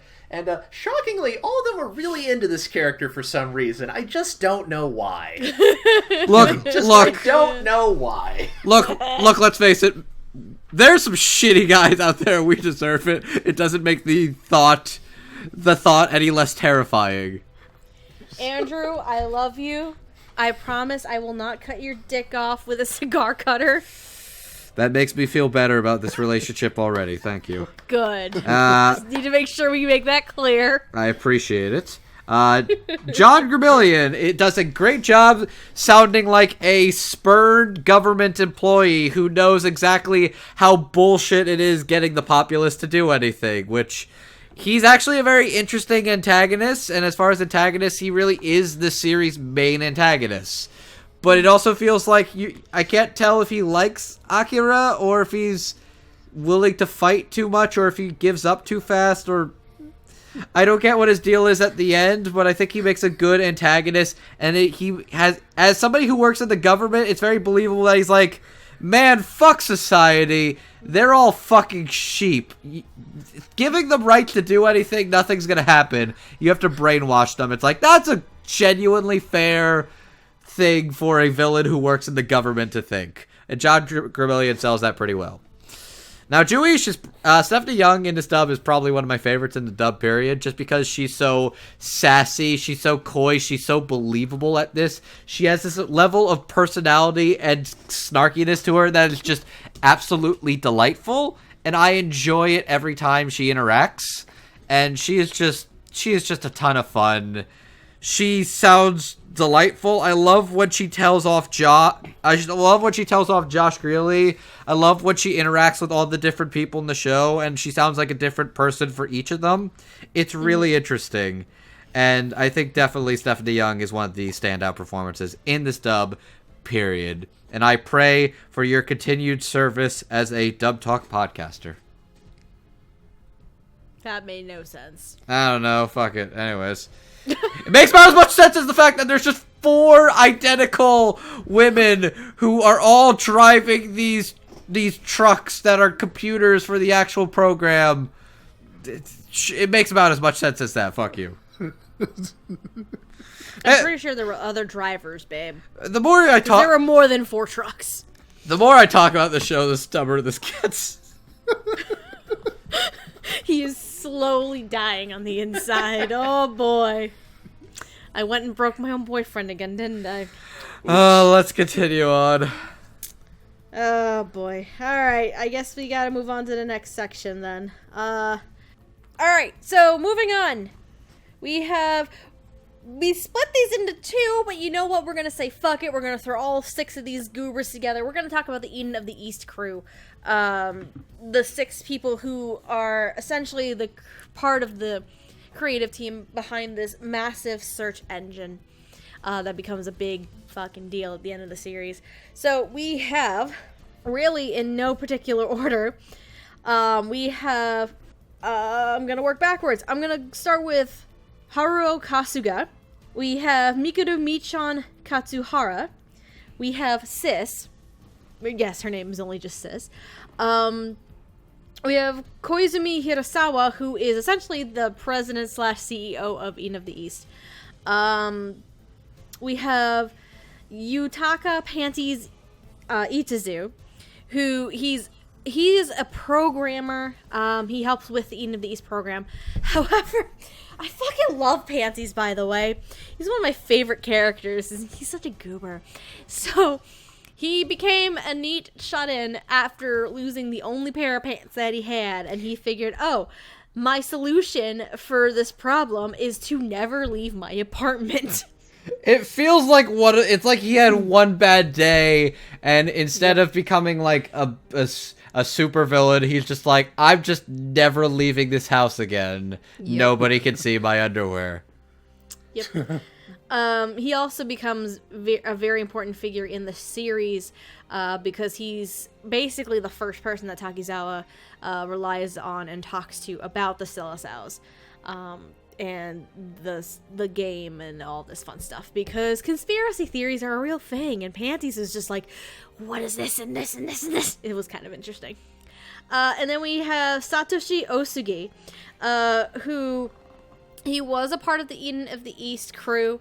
However, real life is a bitch and adulthood is a bitch. He decides to go get a corporate job. So he isn't part of the company proper anymore. He also has a big-ass crush on Saki. Oh, you can tell, like, immediately when he starts interacting with Saki. It's like, oh, buddy, you have no fucking chance in the world. You have no shot in the world. Boy, you know who he immediately reminded me of? Who? Erica Menez's character in Gotek. Oh my god, you're right. Oh, come on. She had more of a chance than he did. Come on. You're right, though. You're right. Oh my god, 3 out of the 4 people from Ghost Sick are on this episode. Fuck. See, I thought you were gonna go with Erica Mendes' character in Your Lie in April. Okay, Ooh, no, that's another one! Okay, no, she won in the end. Well, granted, she won. Bap.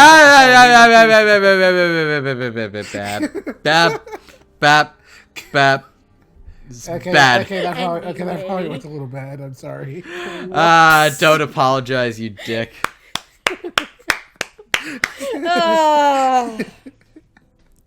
Oh, Jen, I love you, you bastard. Anyways, Osugi, he's a lover boy who gets fucked in the end. Oh yeah, but he eventually accepts it. In the TV series, though, he is so hell-bent on throwing Takizawa under the bus. He's like, he's dangerous, Saki, he's dangerous. To be fair, when you're like... Fair.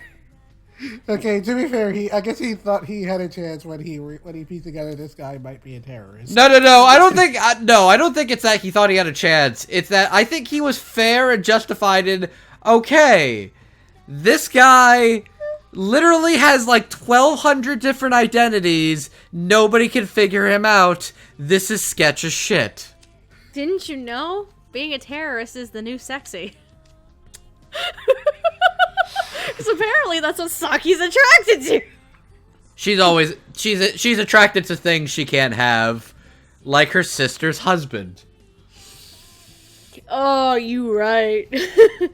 You right. You didn't even notice that until I pointed it out to you. No, I got that right away because they're like, there's this one movie I really wanted to see, and I'm like, is that the fucking poster of the movie? I'm like, oh, she's got... No, I don't fucking think so. I pointed that shit out to you. I noticed that. What are you talking about? Fuck you. I pointed it out to you anyway. Yeah. Alright. Aside from terrorism being the new sexy, which legit, guys, terrorism is not the new sexy. Don't take that legit, please. Anyway, so going through the individuals voicing our wonderful Eden of the East crew. As Kasuga, we have the writer of Paradise Lost, Mr. John Bergmeyer, who has been in series such as Black Cat, Fairy Tail, and Yu Yu Hakusho. As Michan, we have Stephanie Shea, who has been in series such as Bleach, Your Name, and because I just had to put this in here, Lucky Star. Mm-hmm. As Sis, we have Miss Lydia McKay, who has been in series such as Demon Wonderland, Psychopaths, and Shiki. As Hirasawa, we have J. Michael Tatum, who has been in series such as Attack on Titan, The Empire of Corpses, and Kami-sama Kiss. As Panties Itazu, we have Newton Pittman, who has been in series such as Fairy Tail, Yamada and the Seven Witches, and My Hero Academia.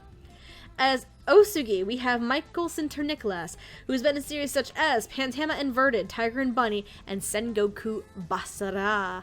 I'm going to start with Andrew. What are your thoughts on these characters? Okay, starting with this, starting from the bottom.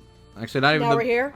Yes. No, actually, let's start with Sis, because she is the least... Oh, okay, most of the characters in this group have at least some part to play. I genuinely do not think Sis has any part in this story by the end. Her big thing is, oh, I drove trucks once.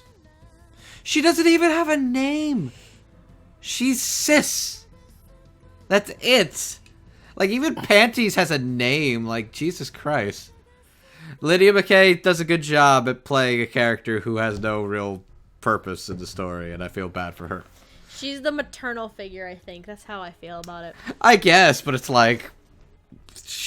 okay, cool. You didn't even know what to say! I guess the implication was that, like, she's a lot older than the others, which I guess there might have been an interesting story there, but they do nothing with it! Mm-hmm. They do nothing with it. What they do more things with, Michan is a coder, and I think she's kind of adorable and snarky, and actually plays off of characters really well. I enjoy her banter with Akira. I actually enjoy her relationship with Panties, and all the other characters who she really cares about. And it's nice to hear Stephanie Shea be a prevalent force, like, in a Funimation dub. It's like, oh, that's pretty neat that she popped up and she was in this. And she's a lot of fun as this character. John Bergmeyer, I wasn't sure at first, but he's a much louder and like higher pitched John than I'm usually used to. But he does a good job being that very dorky, high-spirited nerd in glasses who gives his all and is doing his best, and he's pretty interesting. J. Michael Tatum is Glasses Boy, and he's a very good Glasses Boy NEET who basically becomes the CEO of his company. I really enjoy this character, and he really is very supportive of everybody else in his squad, and is the one who goes on his own to chase after Mr. Outside at the end, which is actually pretty interesting. I like this character a lot, and I think Tatum does a good job adding that level of authoritative intelligence, but also a little bit of sass and comedic relief to him, too. Michael Sinter-Nicholas is great at playing, okay, no, there's no way around it. He's playing Dean Venture. He is very much playing Dean Venture in this show. Oh my god. Especially in later seasons, Dean Venture, who is like a science boy who's trying to get out of his old world and get a new job, but also is kind of trying to get over, like, his last girlfriend kind of going with another cooler guy instead. It's very much both the character Dean Venture as well as, like, the exact same tone of voice he uses for Dean Venture as well. God. I forgot he's Dean Venture. I completely forgot. I remember him as Leonardo in, like, what was it, the 2003 Teenage Mutant Ninja Turtles, where the fuck that was? I don't think he was Leo. I think he was... He was Donatello. Oh, Donatello, right. I remember he was one of the turtles in that, yeah.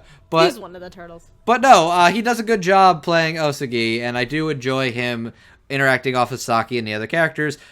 Newton Pittman is the best in this fucking crew, because he's playing this basically chuny, shut-in, neat, fat motherfucker who's a conspiracy theory nut. Newton Pittman is voicing a character you would never expect Newton Pittman to voice in his life. No, but his voice was unmistakable. And it's great. But he actually is a very delightful, fun performance, and it's also very fascinating listening to Newton Pittman talk about how baby boomers were kind of fucking the economy, and it's like, man, God, it's great. Man, the more things change, the more they stay the same. And also, I just love that his deal is that he's just this crazy hacker man who, the one time he goes outside, he gets run over. Which is why you don't leave outside. But no, first time outside in like 2 years. Newton's really run over. Newton's really funny and dorky, and I actually really enjoy him interacting with all the other characters, and I enjoy him interacting with Akira. And I think Newton is a very different role for him, but I think he's really fun in this role. And I think he's definitely one of the more entertaining performances in this dub, and I enjoyed him quite a lot. Okay. All right. Let's see. Eeny, meeny, miny, Amon. I like this group a lot.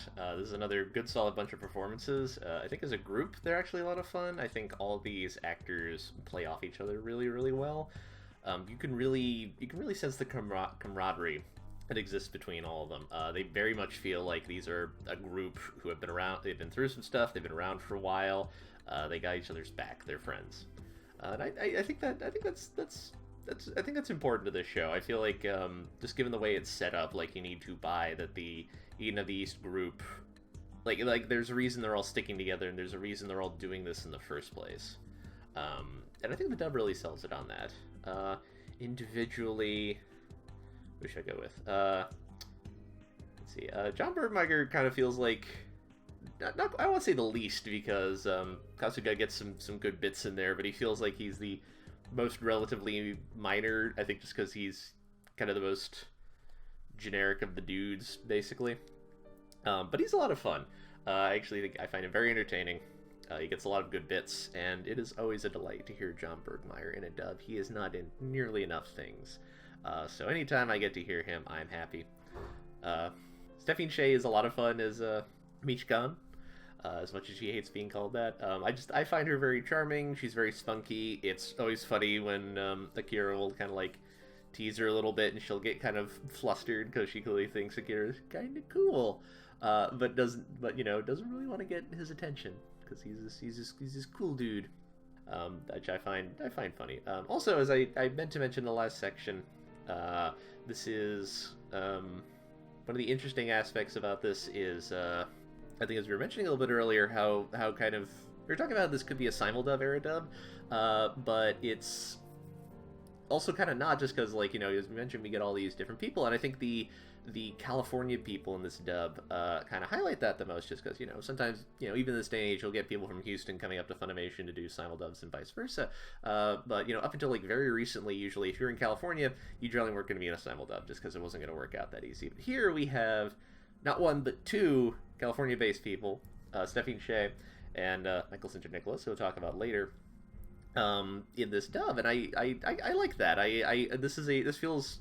This feels like a nice example of that kind of pre-simuldub era where, like, you could draw from other acting pools really, really easily, just because, like, you were usually dubbing this, you're usually dubbing the whole thing at once, basically. So you could just call in Stephanie Shea, for example, and be like, hey, we'll work for a few days, you'll dub this character, it'll be great. Which, I think that's, now that they've started opening up, remote studios in places, that's coming back a little bit, but I think for a time it felt like that style of anime dubbing had kind of gone away, and it was nice to hear one from that period where you had a lot more freedom in what actors you could pick, just because organizing it was a lot easier. Who's next? Lee McKay is great. I don't think Sis quite gets enough to do. I would have liked if she had a little bit more meat in the story, but she is always really, really fun. It's just great having this, like, older woman running around who's sort of taking this seriously, but is also like, oh man, he lives in a shopping mall? That's great! He's so lucky. She's just a delight. I was always I always really enjoyed hearing her whenever she's on screen. She was just a delight. Good stuff. Tatum, as I think he's very good as Hirasawa. It's very Tatum-y, he's very stern, kind of serious. He has glasses, all your typical Tatum things. But he really sells the character on it. I like that he has this, like, he's serious and he's in charge, but he can also, like, kind of acknowledge when it's like, all right, no, your idea is a good idea. We're gonna do what you do. He's not so prideful that he can't find a way to work with, step down a little bit and not be a big egomaniac, which I think is an important part of that character, and sort of how they fit into the story, where he's willing to control this group to Akira in certain ways in order to get stuff done. And I think Tatum sells that very well. Also, just nice to hear Tatum in general, because he's a good actor. And now let's get to kind of like, I think probably the two standouts in this group, I would say. Newton Pittman as Panties, Underpants. He's very fun. He's clearly having a lot of fun playing this pretty ridiculous guy who, oh man, I only have one pair of pants, and they flew out the window one day. Guess I'm never leaving. Gonna live off takeout. And just, gonna dedicate myself to being a NEET and fighting the system and so on. I like how he just commits to that, and it's not like he calls up one of his friends and it's like, hey, my sweatpants flew out the window. Could you buy me a pair of pants? I do it myself, but I don't want to walk around in my underwear. I might get arrested. Which I think tells you a lot about that character. I think Newton really sells that. He feels like the exact kind of very specific kind of really online nerd who would come to that kind of conclusion. I think he just sells it on it. I think Panties could be a really irritating character performed badly, and I think Newton just completely avoids that entirely. I think he manages to make Panties seem very funny and kind of charming, and like you like him. Like when you think he's died because he just got run over, he just got hit by a car, like you feel bad. Like, no, I only met you like earlier that episode, the previous episode, something like that. But I already like you. No, don't die. You were fun. And thankfully he doesn't, and we get another, a few scenes and parts of 2 movies worth of him being hilarious. He's a good time. And, of course, well, you have Osugi, who's kind of an uptight, whiny nerd. He clearly has a high-pitched voice, and he panics a lot. And if you have that character type, you're not going to do a lot better than Mike Gerson to Nicholas, who excels at playing those exact characters, as anyone who's seen, say, a NYVD post, his dubbing companies. He's seen any of the movies that his company has posted recently, or, say, Venture Brothers. And he's great, sometimes for the same reason that Newton Pittman is. Osugi, I think, could be a really just annoying character. He'd come off as this sort of obnoxious, TM nice guy, kind of a dude who just doesn't get it and thinks that he is entitled to things and could just be the worst. But thankfully, he's not really written that way. When he complains about if you just told me you'd had a boyfriend, I would have left you alone. You buy it. And I think Michael's sister Nicholas, he helps with that. He gives him more depth than just being kind of a sort of joke comedy character, At one point, everyone thinks he's been kidnapped because he's not answering his phone. And it turns out it was just that his coworkers took him out and got him really, really hammered. So he didn't think to check it because he was just too sloshed to do anything. But you kind of sell him on his arc feels well performed because they have that whole bit where he's piecing together what Akira's past is, and we the audience know that there's a little more going on than just what he's seeing, but he doesn't know that. And I like how they sell it in a way where these feel like actual these feel like dramatic revelations. It feels like a scene that we might be seeing for the first time. And I think his performance really helps in that. He hits the right level of kind of concerned, sincerely, but also a little jealous on a petty level, but not so much that this all feels completely self-serving. He feels no, I'm actually concerned about what is the company getting into? What are my friends getting into? I don't want there to be any trouble here because we've accidentally thrown our lot in with a terrorist. And when it gets and then when it gets oh no, Akira's on our side, he becomes Team Akira. It's no, you gotta help us out, man. What do you mean you're not gonna end it with Saki? What bullshit is this? She's been waiting for you for a whole TV series and 2 movies. I like him a lot. This entire set is a good, strong set of performances, but I think Michael and probably tied with Newton are probably the standouts. I think they're both really good. This whole set's really good. They're very excellent. Okay, cool. Jet. Okay, so I'll also start off with Lydia Maki Assist because I also don't really have a lot to say about this character. She was just kind of there, I guess, and she ultimately didn't really contribute too much. Like I said, it seemed like there might have been something there, considering she did seem to be older than a lot of the other characters in this crew, but again, the show didn't really go anywhere with that, so I guess it was cool when she drove the truck once, but yeah, I guess that's kind of it. But for what it's worth, I did think Lydia Maki did a really good job here. I just kind of wish I had more to say about the character. As for Stephanie Sheh as Mei-chan, I always enjoy hearing Stephanie Sheh things. I thought she did a really good job of making this character sound. I wouldn't say super snarky, but she had just the right amount of sass to make her sound really normal and fun. And I liked how she bounced off of the other characters like Takezawa and Panties especially. I thought they had a pretty good amount of banter going on, and it was a pretty fun dynamic. Wish she maybe had a little more to do, and especially since he did seem to be a lot younger than the other characters. But but for what she had, I thought Stephanie Sheh did a pretty good job with her. John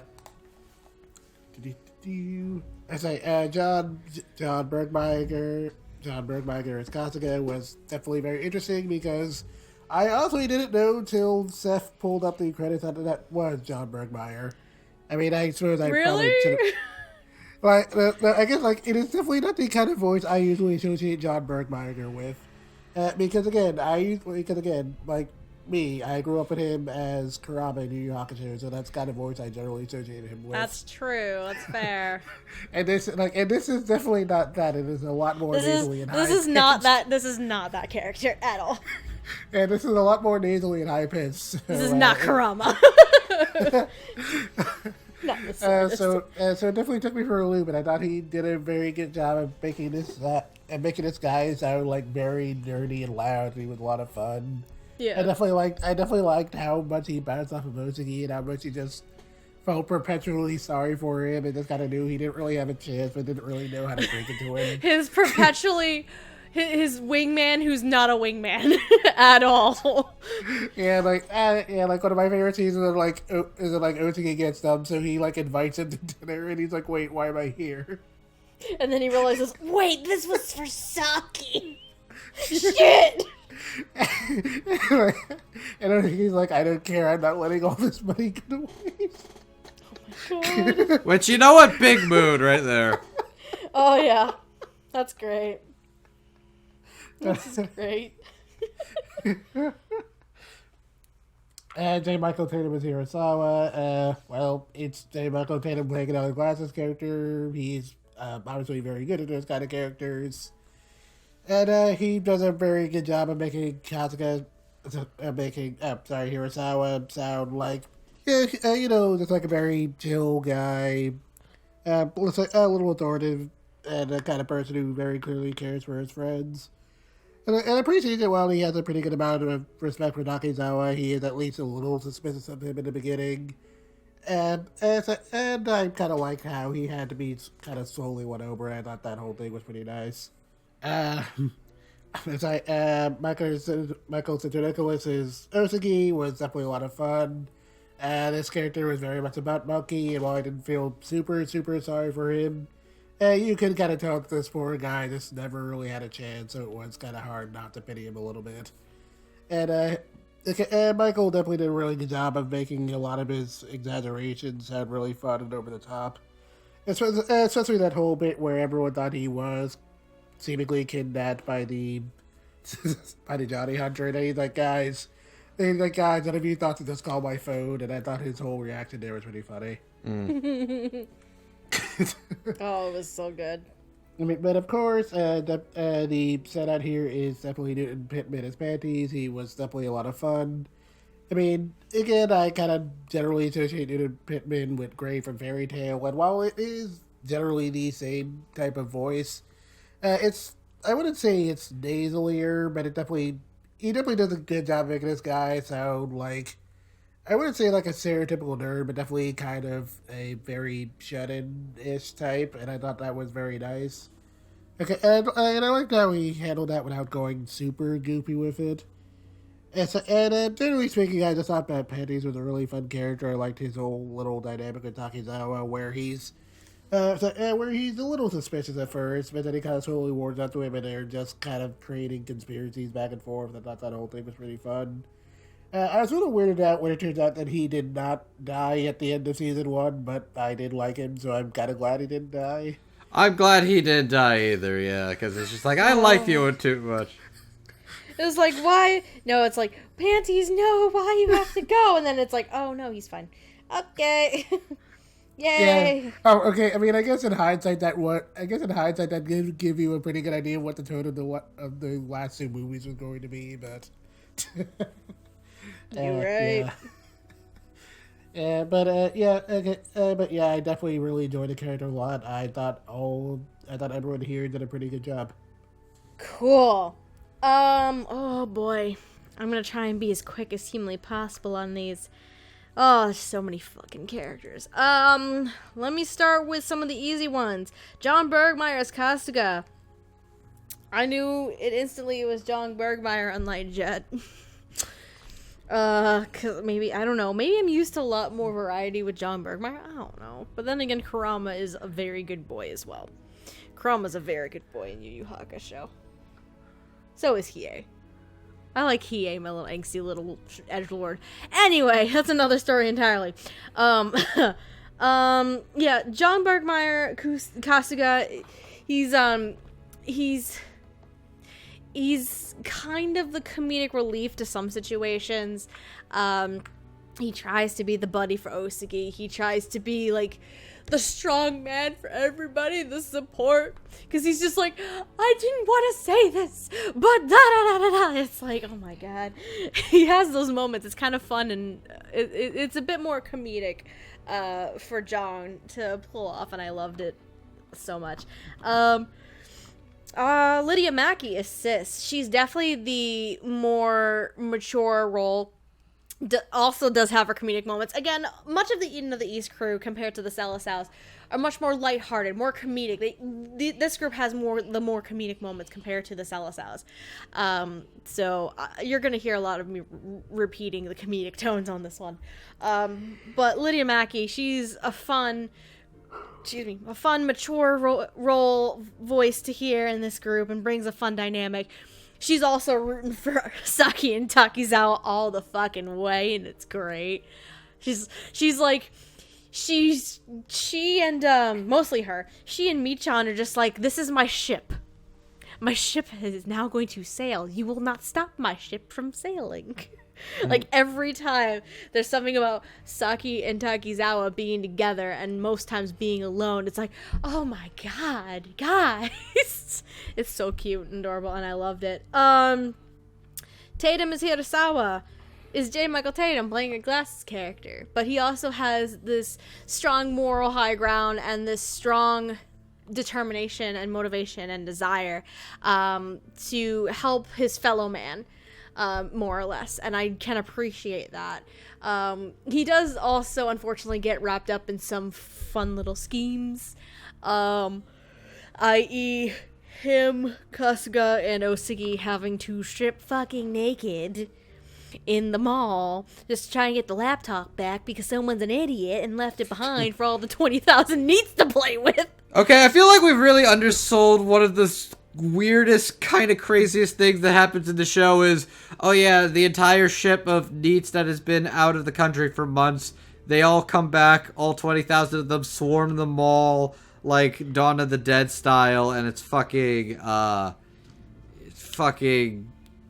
everybody's naked with their dicks out. Yup. Except you don't see their dicks, they got the nice white scribbly bubble thing in front of them instead.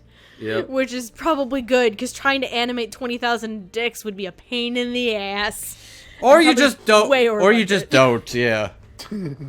Or you just cop out. Comedic effect, guys.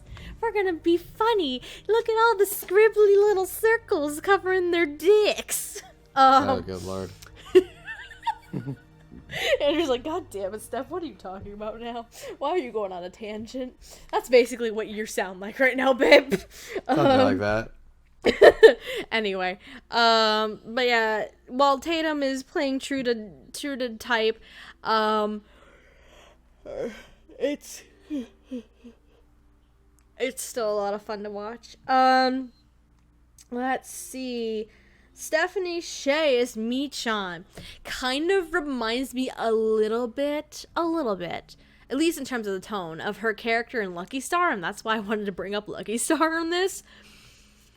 Because she's rather mature for her young stature. I don't know her actual age, but she seems like she's fairly young, at least. She's rather mature, she's very intelligent, very cunning, but she does have her moments where she's kind of childish. For example, like when Takizawa always mispronounces her nickname as Mitan instead of Michan. She's like, my name is not Mitan. Or when the rest of the Eden crew is introduced to Takizawa the first time, and Takizawa and Michan are outside messing with like some sparkler, like firework kind of deal. And he's just bossing her around. She's just like, God damn it. He's just so mad. She's like, grr. It was so cute. But I really enjoy Stephanie Shea. She was adorable and very intelligent and smart and a very capable young lady. As for Michael as Osugi, buddy, you tried. When you try your best and you don't succeed. Buddy, you tried. You're not going to get the girl. I'm sorry. You are not the prince in this scenario. But Michael certainly plays it like he's trying very hard to be the prince. I'm not dissing the performance at all. I think the performance is fantastic. I'm just saying Osugi as a character is trying to be the prince, and he's fucking not. And Michael plays that very, very well. Because Osugi is just poor Osugi. You sometimes can't help but feel sorry for him. And his luck with... his luck with love and women, i.e. Saki. But it's a lot of fun, and it's a fun. He tries to stay very grounded in reality, not so much to the extent as Hirasawa does, but he tries to stay grounded. He's very skeptical. He's the only one out of the characters initially that has the most skepticism about Takizawa. Because, I mean, Hirasawa is skeptical, but at the same time, he's like, a lot of this looks legit. I mean, maybe we could trust him. But Otsugi is just like, fuck you, no. I don't like him. But this is more because he's trying to take Saki from him. But, you know, whatever. The jealous types. But it's still a lot of fun. I also have to talk about panties, though. I fucking love Newton Pittman. Newton Pittman is always a delight when you get to hear him in a show. And he's always a delight when you get to hear him in something that's not Grateful Buster. In Fairy Tail. Granted, that's the biggest thing he's known for, of course. But, no, Newton Pittman is just so fun. And, like we were kind of saying before, he is very much playing against type. Because him playing a very chubby, shut-in, computer genius kind of character, very, very different than what you normally see Newton Pittman play. Like, nobody would figure he would play this kind of character. But oddly enough, this is actually one of my early introductions to Newton Pittman as a voice actor, which is hilarious. But, yeah, it's a lot of fun. He has the charisma, he has the sass about him, he has the cocky attitude because he does think he's the best in the fucking world. He thinks he's the shit. And it's great, but he doesn't play it too much to the point where it becomes obnoxious, which would be a detriment if he played it up too much. So he did it just enough to make it work and to make it just fun and so endearing. But I would agree with everybody else here. Newton Pittman is the best in this group. I love him. He is my favorite. He is adorable. Is there anything else that we need to bring up, or do we want to move on? Because we have 2 characters left. I'd say let's go for it. Let's go for Hope's Rift. Go. All right, we got 2 characters left. They are our main protagonists. Our main, I want to say, love interests, I guess. But Takizawa is an idiot sometimes, so, He's very, very dense. And he's very forgetful. He's very forgetful. What, he erased his memory? As far as we know, he's erased his memory twice in the course of the show. I still don't get why he erased his memory the second time. Why did he erase his memory the second time? I wouldn't know. Plot? Because we gotta make this more interesting? I don't fucking know. He could have just kept his mind erased the first time and be done with it. Yeah. Anyway. Our 2 lead characters, we have Saki Morami. Blah, blah, blah. I can pronounce words and names. We have Saki, who's our main female protagonist.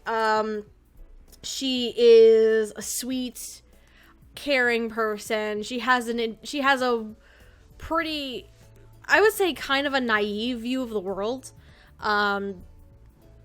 Because early on, she tries to get an interview and she's asked, like, how she felt about the Careless Monday attacks, and her view wasn't exactly, like, what the company was looking for, but then again, the company was also an asshole and they weren't going to hire her in the first place. Anyway, but she's very much a sweetheart. She is best girl, regardless.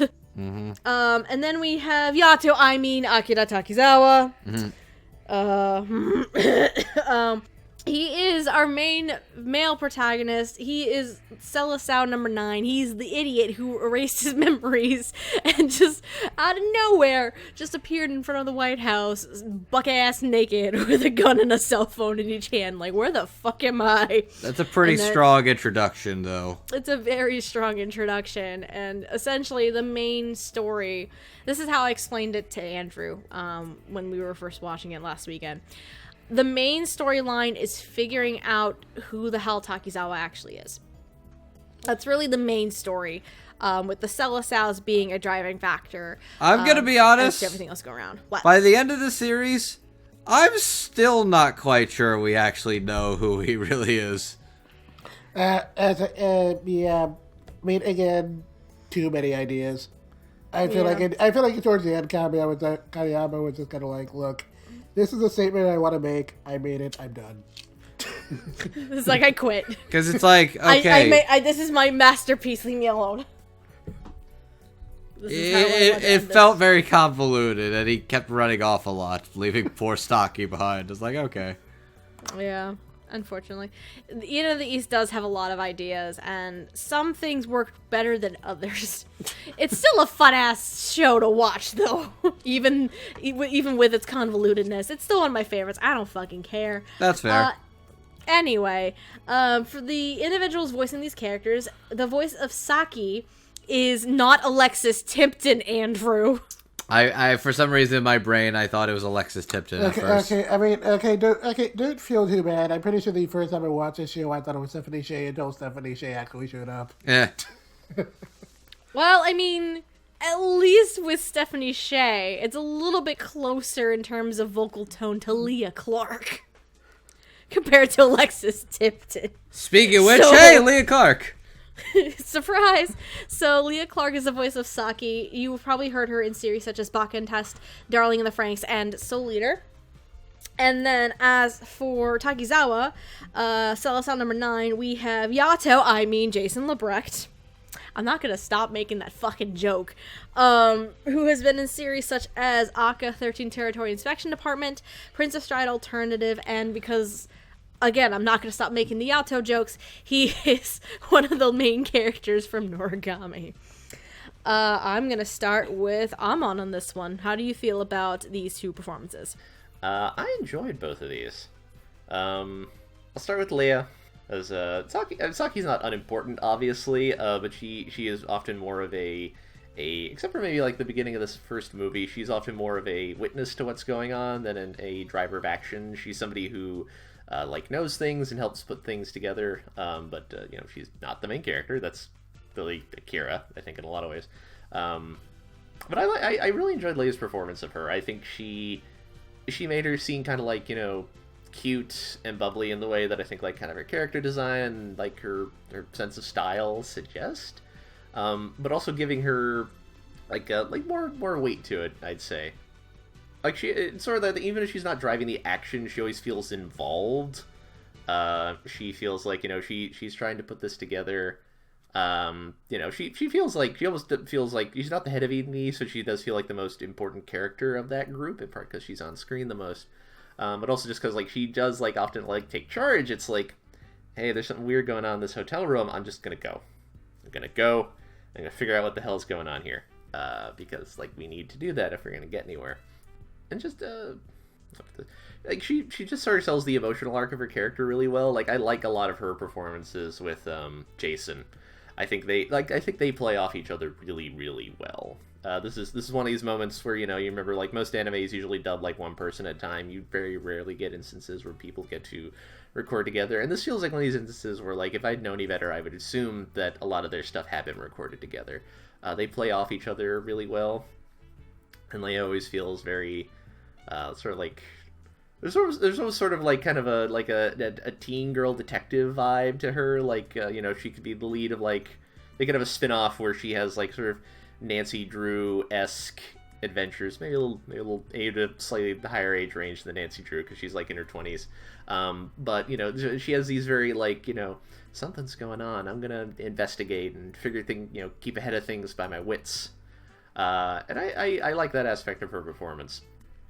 She is often the viewpoint character for a lot of it, and I think she fits that role really well, and I think LEAH really sells that.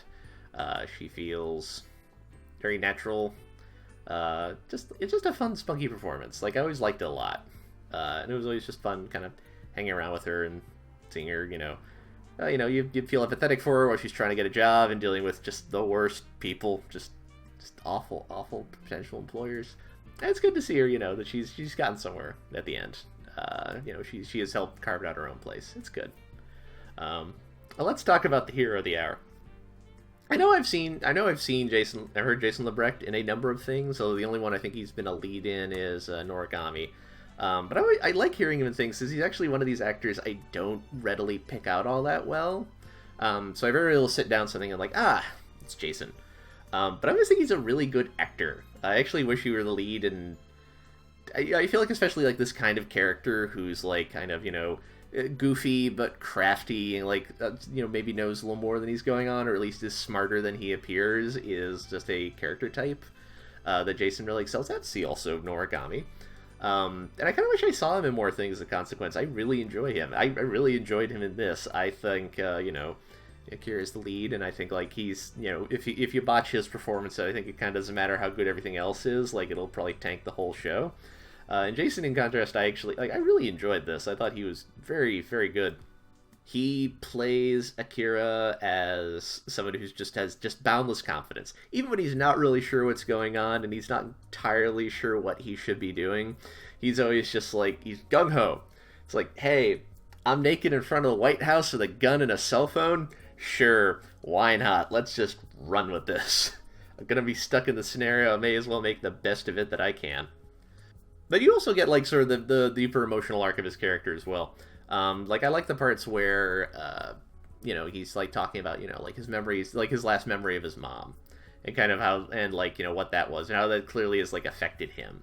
And I felt like, he's not just kind of this brash rabble-rouser. Like, he has emotional depth. He has things that weigh on him. And they're not always at the forefront of his mind, but they're still there. And they affect his decisions. I like that aspect. I thought Jason also sold that. I feel like he like Akira feels like a more rounded character than he might appear at first glance, and I thought Jason just sold that aspect of the character really well. He feels nuanced in a way that I think is important for how the show progresses, and I think Jason just kept up with that whenever he needed to. He's also just very, very funny. Akira gets a lot of really silly moments. I always think the one that always sticks out is, of course, in the first episode when the police officer is asking, "Is this you?" And he just drops his pants. It's like, nope, not me. Sorry. And he just immense confidence. Like, yeah, sure, this will work. Why not? If you never give people a chance to question what you're doing, they'll never do it, and you'll always be safe. Yeah, he's a really fun, interesting character, and I think Jason just does a really wonderful job of committing to it and making it work. I really enjoyed him. I doubt this show will get a sequel. I think even if there's sort of a, the world continues on aspect to that, and after the credit scene in the second movie, this is it. But I don't know, if they make some weird side story thing in the future, I wouldn't mind hearing Jason play Akira again. I think he's a good, strong actor. He's really fun in this role. And I wish, it's good stuff. I like it. Okay. Awesome. Thanks. Let me see. Who do we want to go to next? Andrew! Cool. So, yeah, it's fascinating having watched Noragami, and it's just like, this is very much Jason Lebrecht doing a lot of things he did with Yato in regards to his, like, more bubbly personality. Okay, it's worth noting chronologically this came before Yato. I know chronologically it came before Yato. I understand that. I don't care. He's just saying from a different perspective as watching Noragami before Eden of the East.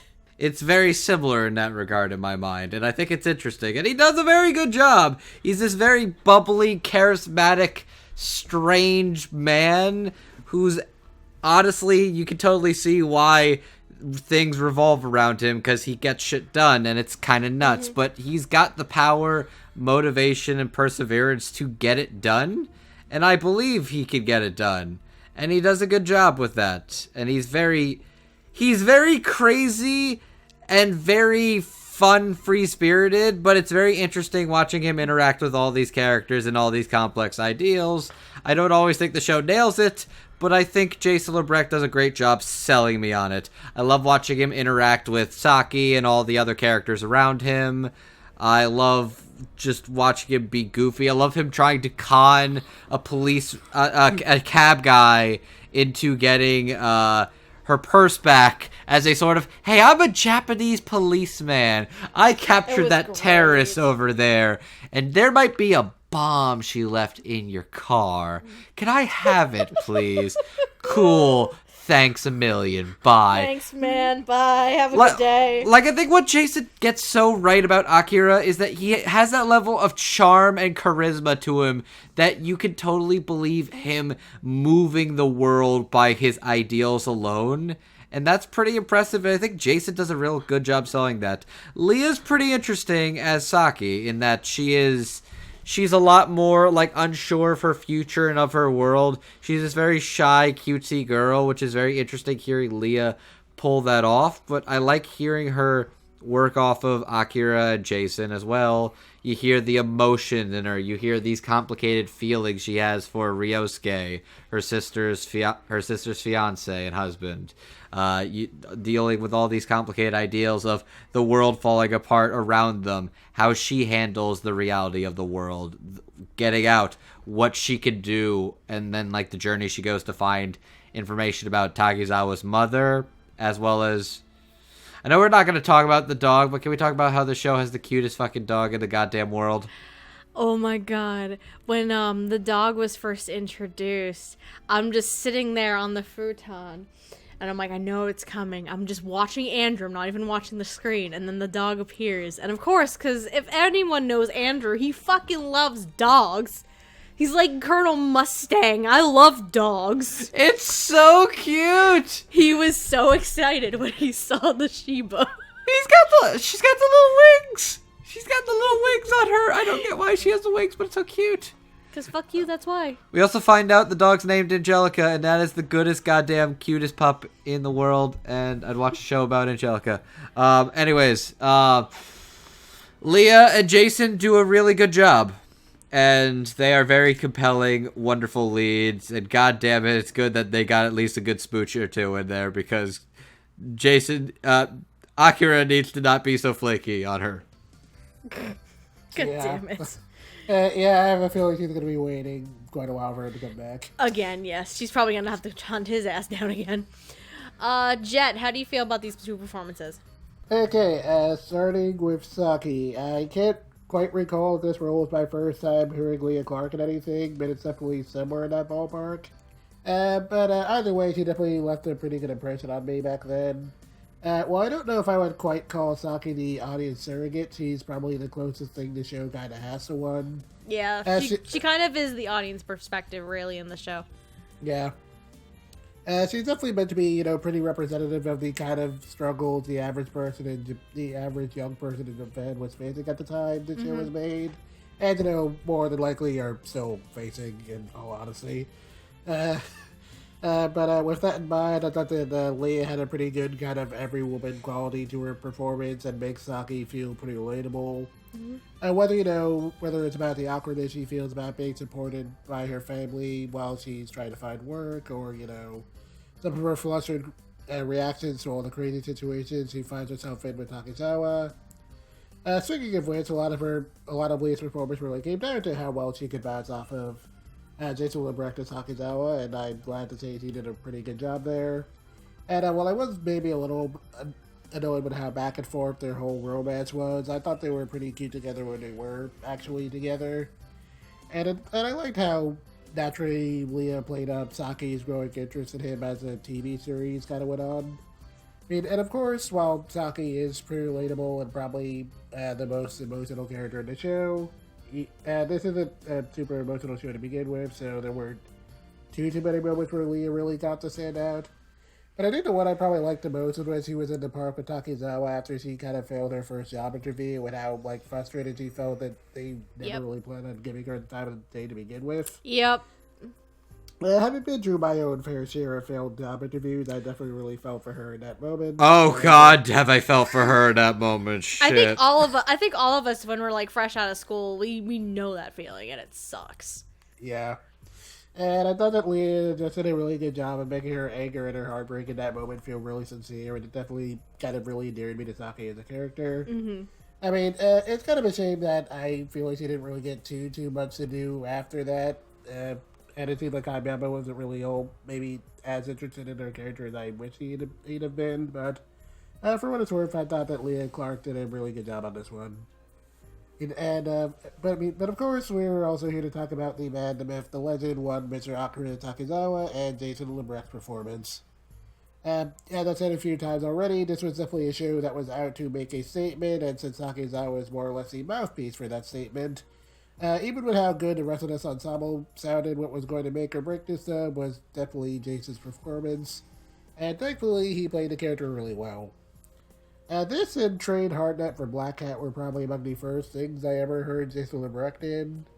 And even back then, I was definitely really impressed at just how naturally he made Takizawa sound very charismatic. Mm-hmm. While Takizawa is kind of a bit of an enigma, since, he had the whole amnesia thing going on, there's just something about the guy that's kind of impossible not to like, and he comes off as the kind of person who you'd want to grab a drink with after talking to him for 10 minutes.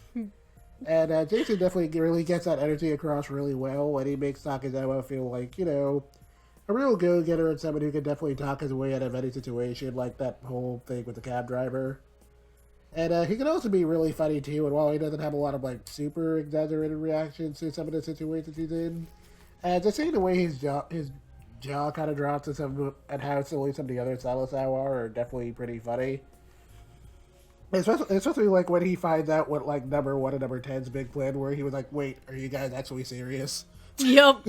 He's basically Takizawa is big mood us, finding out someone's doing something fucking stupid, really? Really? Are you serious right now?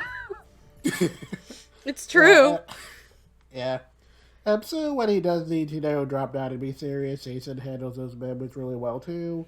And again, going back to that whole park scene with Saki, I thought the way he kind of comforted her in that moment and, kind of felt angry at how she was exploited was a pretty good moment for him. And since it is one of the very few scenes where Takizawa gets to be, really quiet, I thought that Jason played that scene really well. And I also gotta say that while it wasn't maybe as effective as a scene as it was probably meant to be, I thought that Jason's delivery during his whole terrorist speech in the second movie was pretty well done. Mm-hmm. And it kind of helped to make it clear that through all the weird amnesia and death game shenanigans surrounding this guy, Takizawa is definitely the kind of person who wants to do right by people and who definitely believes in other people. And even though I thought the TV series ending kind of got that across a little better, I still thought that whole scene was done really well.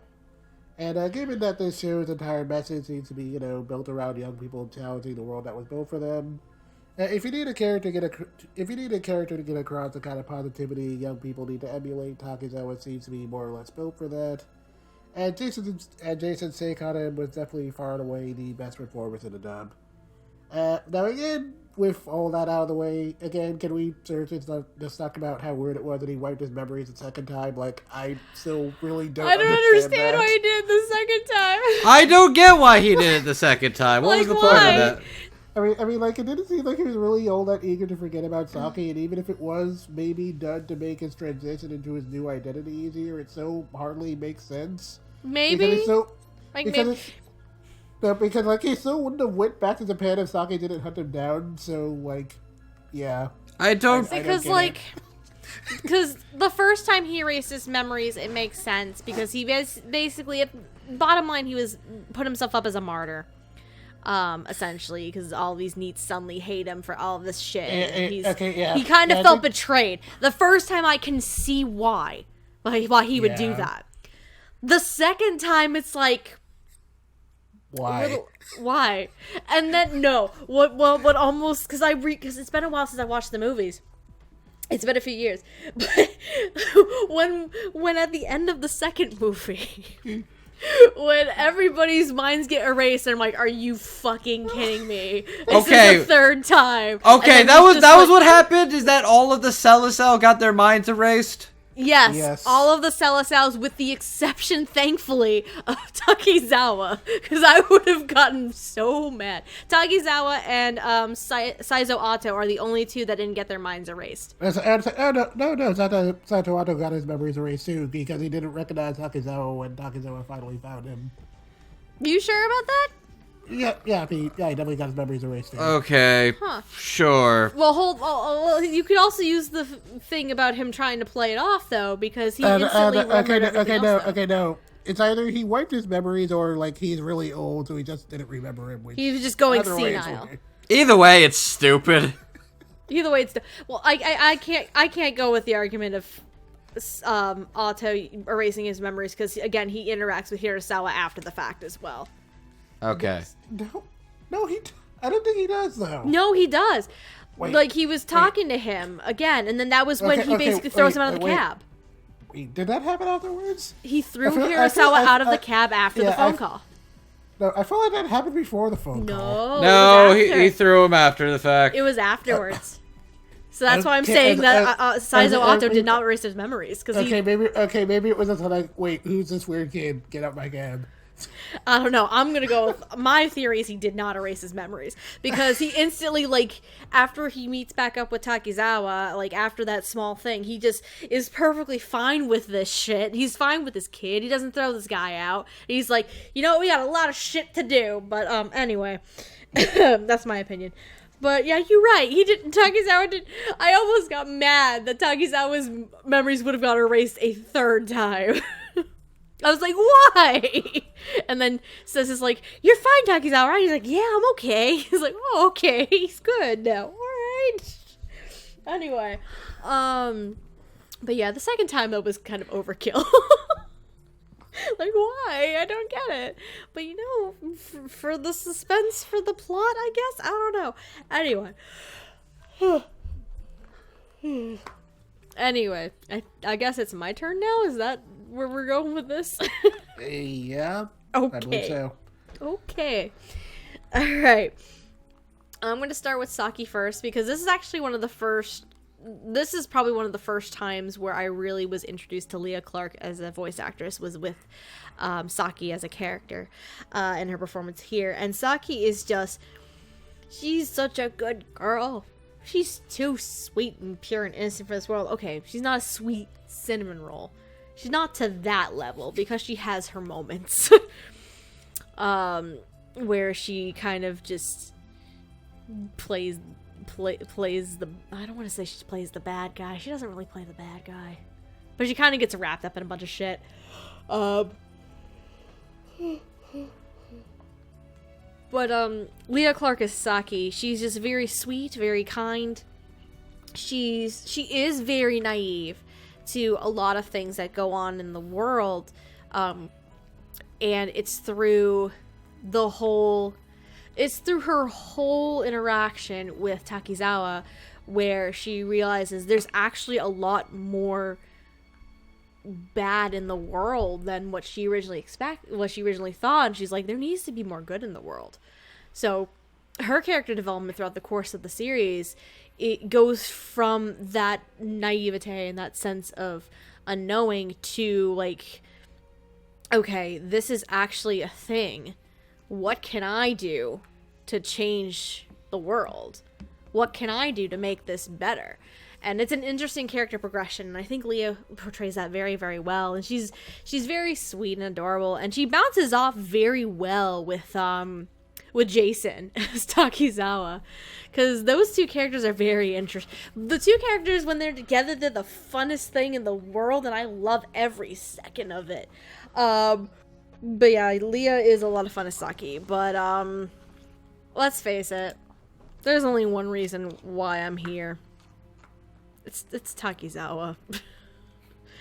Like, similar to Jet, this is one of my early introductions to Jason Lebrecht as a voice actor. This and Black Cat, because I almost forgot Black Cat was a thing. But I latch on, I think, to Takizawa a lot more than Black Cat. I haven't seen Black Cat in like at least a decade. I need to fix that at some point. I need to fix that. Megan, when are we doing the Black Cat episode? Anyways, but Takizawa, for lack of better description, is Baby Yato from Noragami.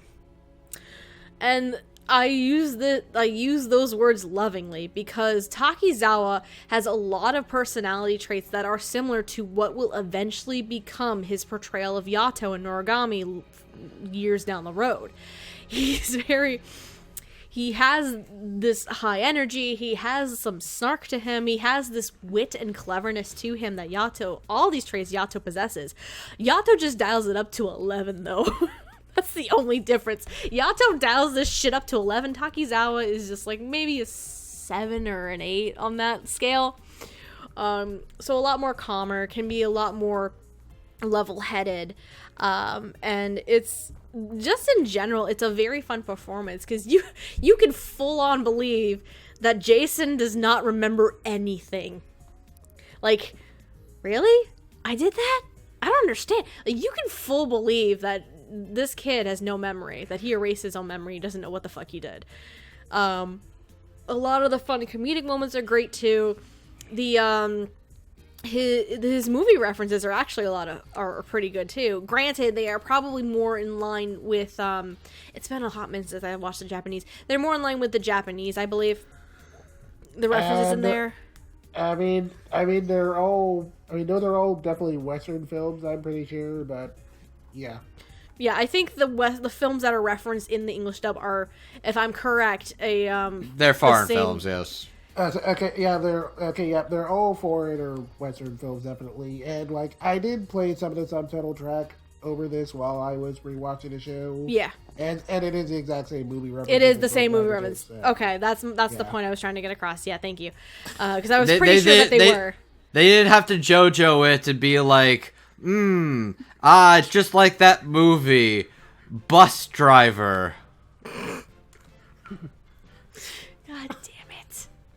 Anyway, but yeah, Takizawa stands out as a very fun character to me, and one of my favorite roles from Jason Lebrecht, honestly, ever, despite some of Takizawa's choices being very questionable.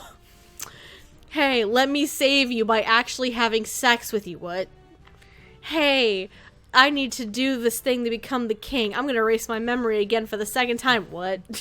Okay, how much of that is him and how much of that is the writing of the show? Well, at the end of the day, the writing of the show kind of does dictate his character. Anyway, my point still stands.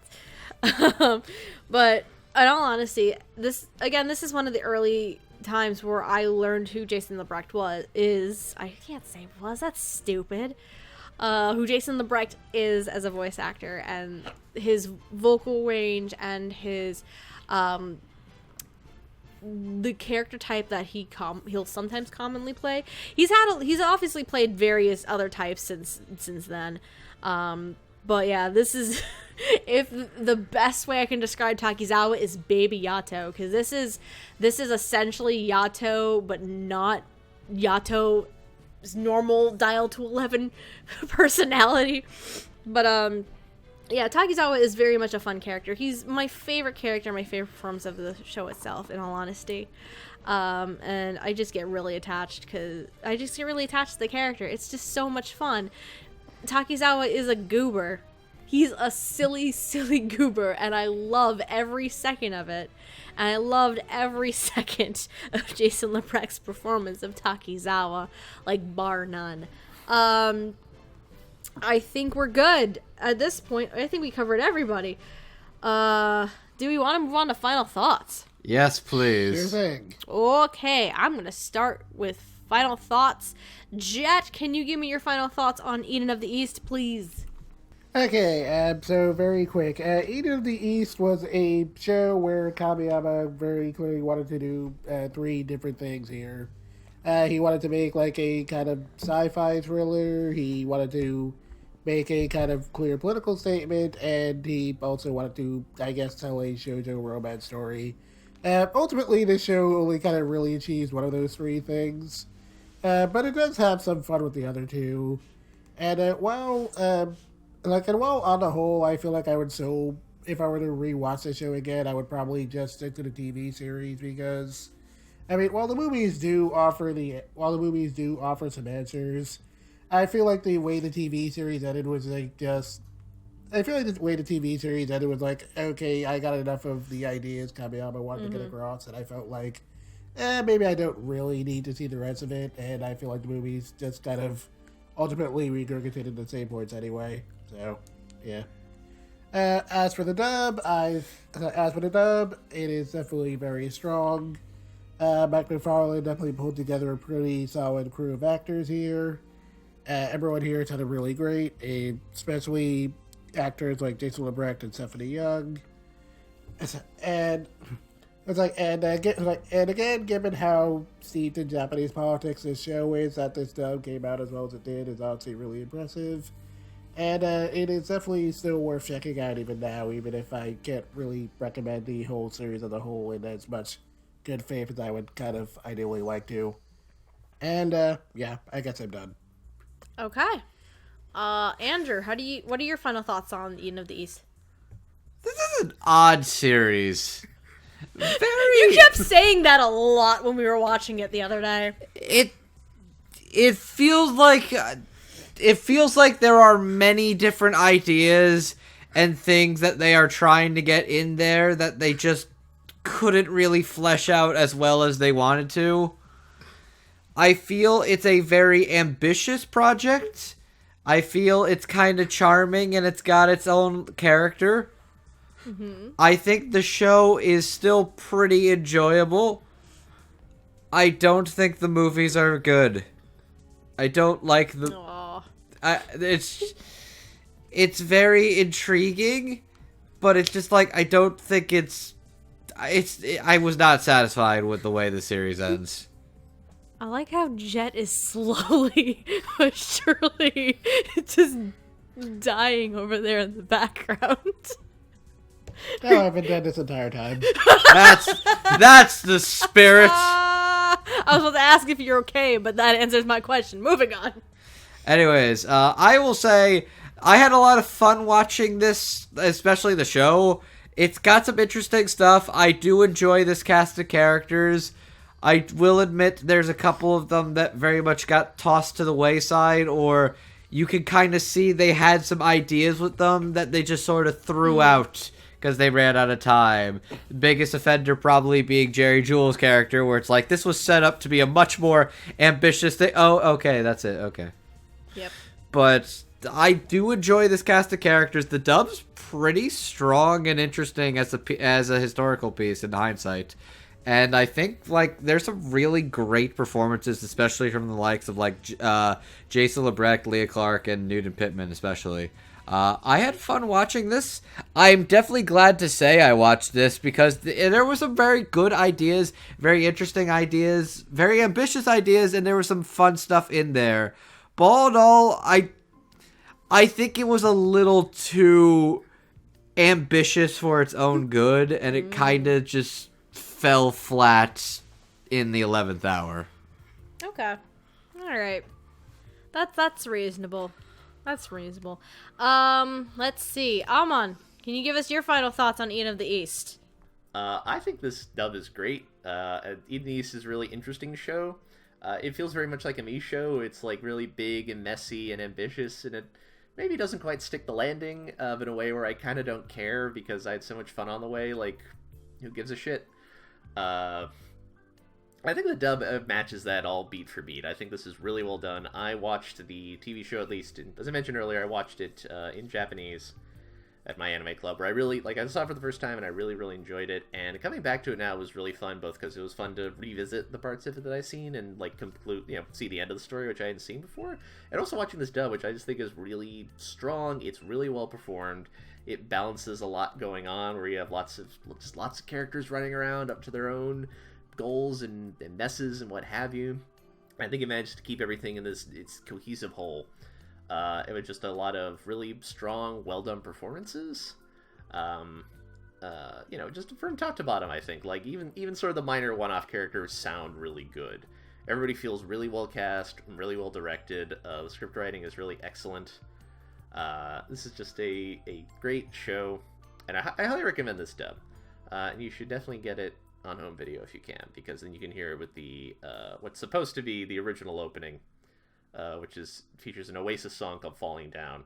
And I recommend you watch it that way, if only because the OP is clearly cut to that song, and I forget the name of the song that you see on the streaming versions that replace it, and it's a perfectly fine song, but if you compare the two, you can tell that, like, the OP was not edited for that song in mind, and the difference is noticeable once you've picked up on it. But I would definitely recommend the show. It's a really interesting, blast from the past. It is very much of its time and also frustratingly timeless in a lot of ways. And I would happily recommend the dub. Like, if you watch it like watching things in English, this is a good one to watch in English. Okay. Thank you, sir. As for me, Miss Birthday Girl who likes the show. So, going back to this show, it's actually been a few years since I've watched Eden of the East. So going back to this show is an interesting rewatch. Because, of course, my taste can change in a span of, what is it? A decade? 5-6 years since I've last watched it. I don't fucking remember. But, but I still really enjoy the show a lot. It has a lot of interesting ideas and storylines and some compelling characters. The problem is like what Jet was saying earlier. There's too many ideas. Way too many ideas, and some of them come to fruition, but others are explored, but then they don't see a proper conclusion. Jet is laughing so bad in the background right now. I'm sorry. It's okay. You're just laughing because, like, yup. It's basically what this is. You're just like, yup, Kenji Kamiyama strikes again. But, we all can't have wonderful gems like Ghost in the Shell, alright? Anyways, but yeah, there's a lot of ideas and characters and storylines that are explored. Some of them are completed, others of them are just left up in the air. But that's the show, more of the show's detriment, in all honesty. I can agree with Jet, even though the two movies are important to the story as a whole, you can also get away with not watching them and just watching the TV show and you'd be fine. But realistically, if you are a story completionist, I sometimes can be like that, you're gonna want to watch the two films, unfortunately. I wish you could say you can skip film 1, King of Eden, and then you'd be all fine. You can just skip Paradise Lost, but then you just miss a chunk of story. So, anyways.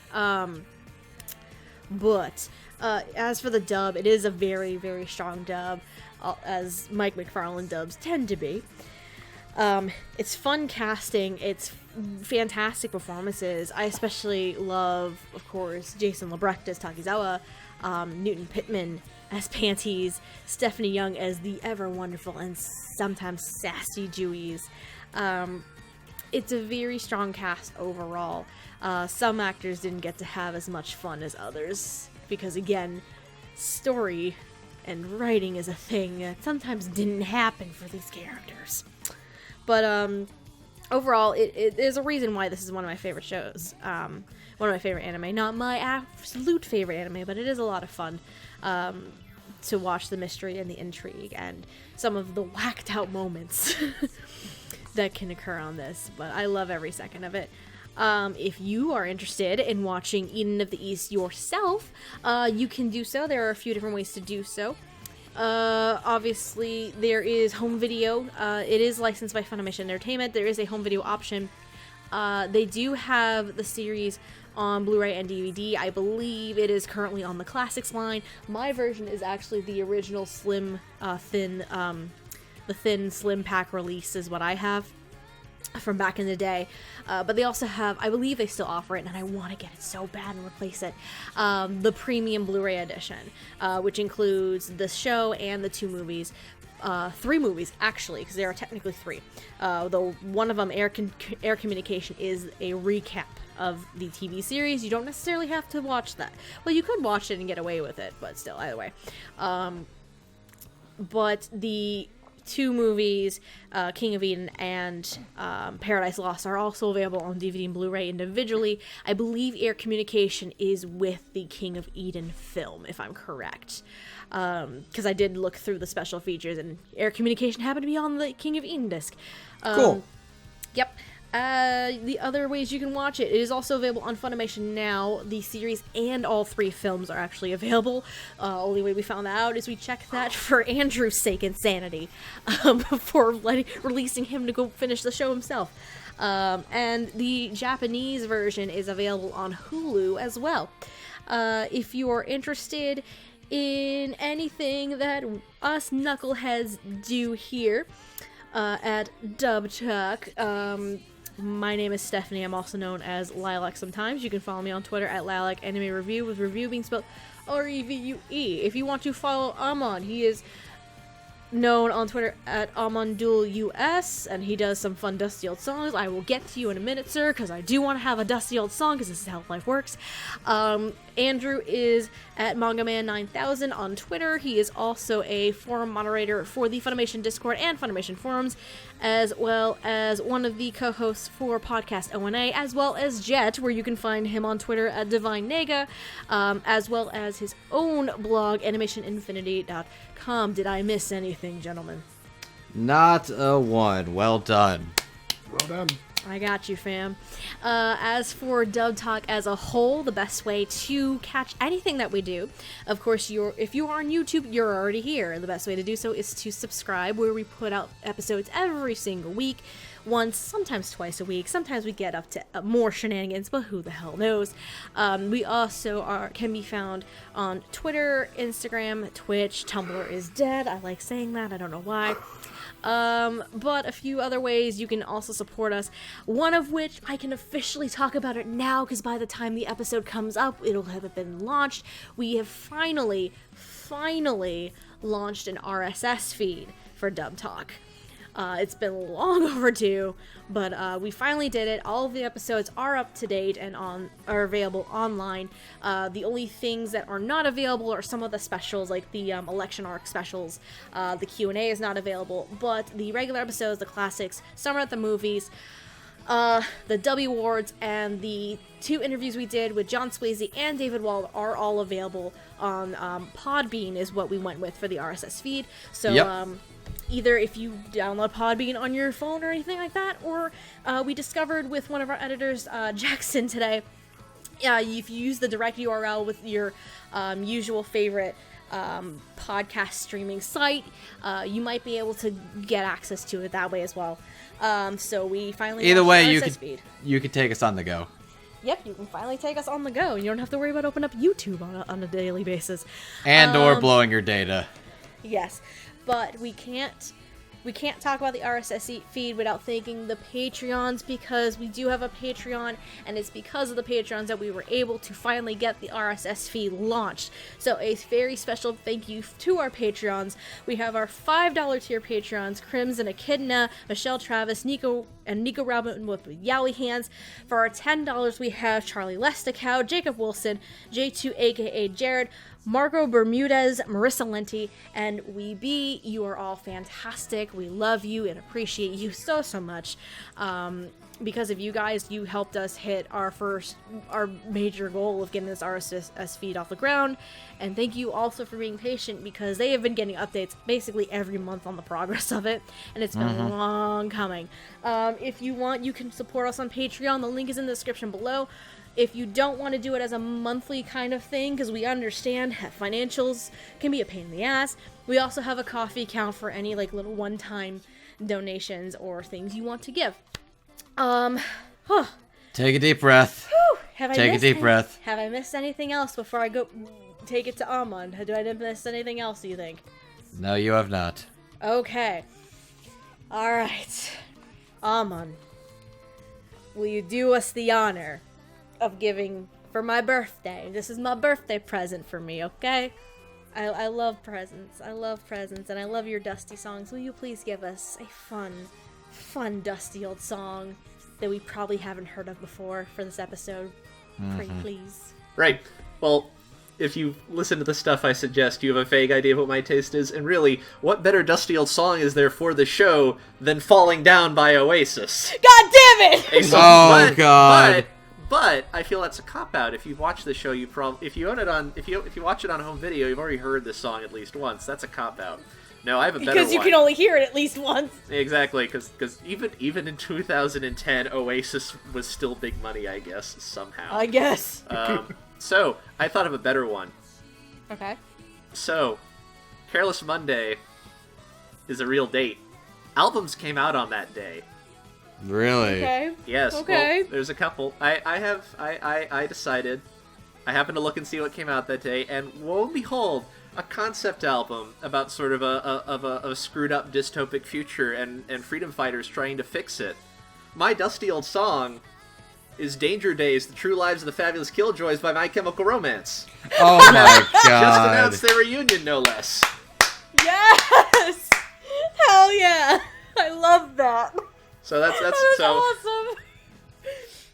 Yeah. Dusty old songs. Oh, that was a great. Oh, man. Oh, and I love you. You've wonderful dusty old songs. They are so awesome. Anyways, I believe that is it for us tonight. Indeed. Yes. Thank you guys so much for joining us for tonight's episode of Dub Talk. Oh, we decided this was a classics. Thank you so much for joining us for Dub Talk Classics. Steph, fun. take a deep breath. Yes. This is your birthday. We had a lot of fun, and it was a pleasure working with you and doing this with you. We love you. Aww, gay. Yeah. Anyways, thank you guys so much for tuning in. I hope you guys enjoyed. I know we had some fun with this. We had some fun. It was a good time. Thank you to the 3 boys who decided to join me for my birthday. On my birthday, we literally recording this shit. Yay. Yay. But thank you guys so much for listening and sticking around with us. It is time to call it a night. So until next time, thank you guys so much, and otaku on, my friends. Otaku on, and we pray for your continued service as a follower of the Dub Talk podcast. Oh my god, he didn't throw a pun in there for once. I'm so proud of you. I'm tired, and you know what? I'll take it a little easy on the puns for your birthday. Too late. You already fucked that up. All right. Good night, everybody. Good night, everybody. Good night.